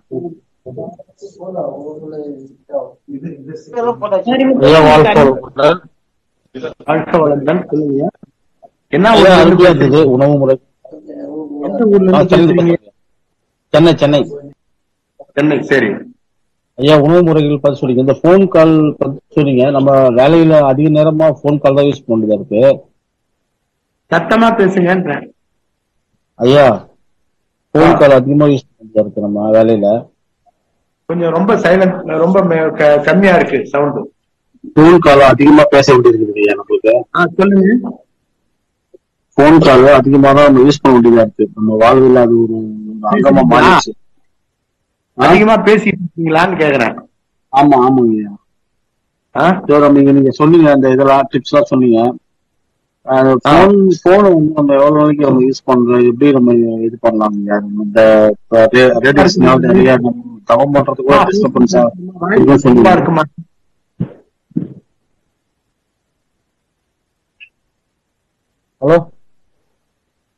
ஹலோ ஐயா, நீங்க கொஞ்சம் சிக்னல் நல்லா இருக்கத்துல நின்னு பேசுங்களேன். நீங்க பேசுறது பாதிக்கு மேல கேட்கல ஐயா. அவருங்க சொன்னது வந்து அவங்க வந்து போன் கால் அதிகமா பயன்படுத்தக்கூடிய நிலையில இருக்கிறாங்களாம். போன் கால் அதிகம் பயன்படுத்துற நிலையில இருக்காங்க. ஆமா, அது ப்ராப்ளம் இல்ல, ஒண்ணும் இல்ல. நீங்க வந்து நான் இப்ப 12 to 18 இன்ச்சஸ்ல தூரம் வச்சு பேசணும். அந்த உங்க போன்ல வந்து ஆப் வந்து eye protection mode, dark mode ரெண்டையும் ஆன் பண்ணி வச்சீங்க. அது வந்து உள்ளே அந்த ரேடியேஷனை பிரிச்சு பண்ணும் கொஞ்சம். அப்புறம் நீங்க மேல கவர் வந்து 2 பக்கம் கவர் போடுங்க. பிளாஸ்டிக் கவர் வருது இல்லைங்களா, அந்த கருப்பு கலர்ல வருது பாருங்க, முன்னாடி பின்னாடி. என்ன அப்படின்னா கண்டக்டர் நான் கண்டக்டர் நாங்க சயின்ஸ்ல படிச்சிருப்போம், கடத்தின்னு. நீங்க அந்த கடத்தி வந்து பின்னாடி இருந்தாலும் முன்னாடி இருந்தாலும் கொஞ்சம் அது வந்து ப்ரொடெக்ஷன் கொடுக்கும். அது ஒண்ணு ப்ரொடெக்ஷன் கொடுக்கும். தூரமா வச்சு பேசுங்க, தொடக்கூடாது. அனாவசியமா செல்ல தொடவே கூடாது அதிகம் பேசுற மாதிரி இருந்தா. தொட்டீங்கன்னா அது அந்த கையெல்லாம் கூட வலி வர ஆரம்பிச்சிடும். தோள்பட்டை எல்லாம் வலி எல்லாம் வர ஆரம்பிச்சிடும். உறுப்புகள். இப்ப நீங்க இது என்ன விளக்கம், நீங்க தனியா போட்டுங்க, நான் வந்து எல்லாத்தையும் அனுப்பிச்சு விடுறேன். ப்ராப்ளம். ஒரு 5.5 வாக்குல பேசுங்க. சரிங்க. வாழ்க வளமுடன். ஐயாவோட போன் நம்பர் சேட் பாக்ஸ்ல 3 முறை போட்டிருக்கேன். அன்பர்கள் எடுத்துக்கொண்டு பயன்பெறுமாறு கேட்டுக்கொள்கிறோம். ஐயா 12:45 ஆச்சுங்க ஐயா. இன்னும் வந்து அன்பர்கள் இருக்கிறாங்க, என்ன பண்ணலாங்க ஐயா? 1 மணிக்குள்ள முடிக்க சொன்னாரு ஐயா. ஆமாங்க ஐயா. ஐயா உங்க போன் நம்பர் இருக்கு, அதனால அவங்க எடுத்துக்கிட்டு உங்களை கான்டாக்ட் பண்ண சொல்லலாம் இல்லைங்க ஐயா? 5 மணில போன்ல கூட கேட்கட்டுமா? இப்ப போஸ்டிங் ப்ரொஃபசர் உங்க நம்பரும் போன் நம்பரும் எனக்கு அனுப்பிச்சு விடுங்களேன். நான் அனுப்பி விடுறேங்க ஐயா.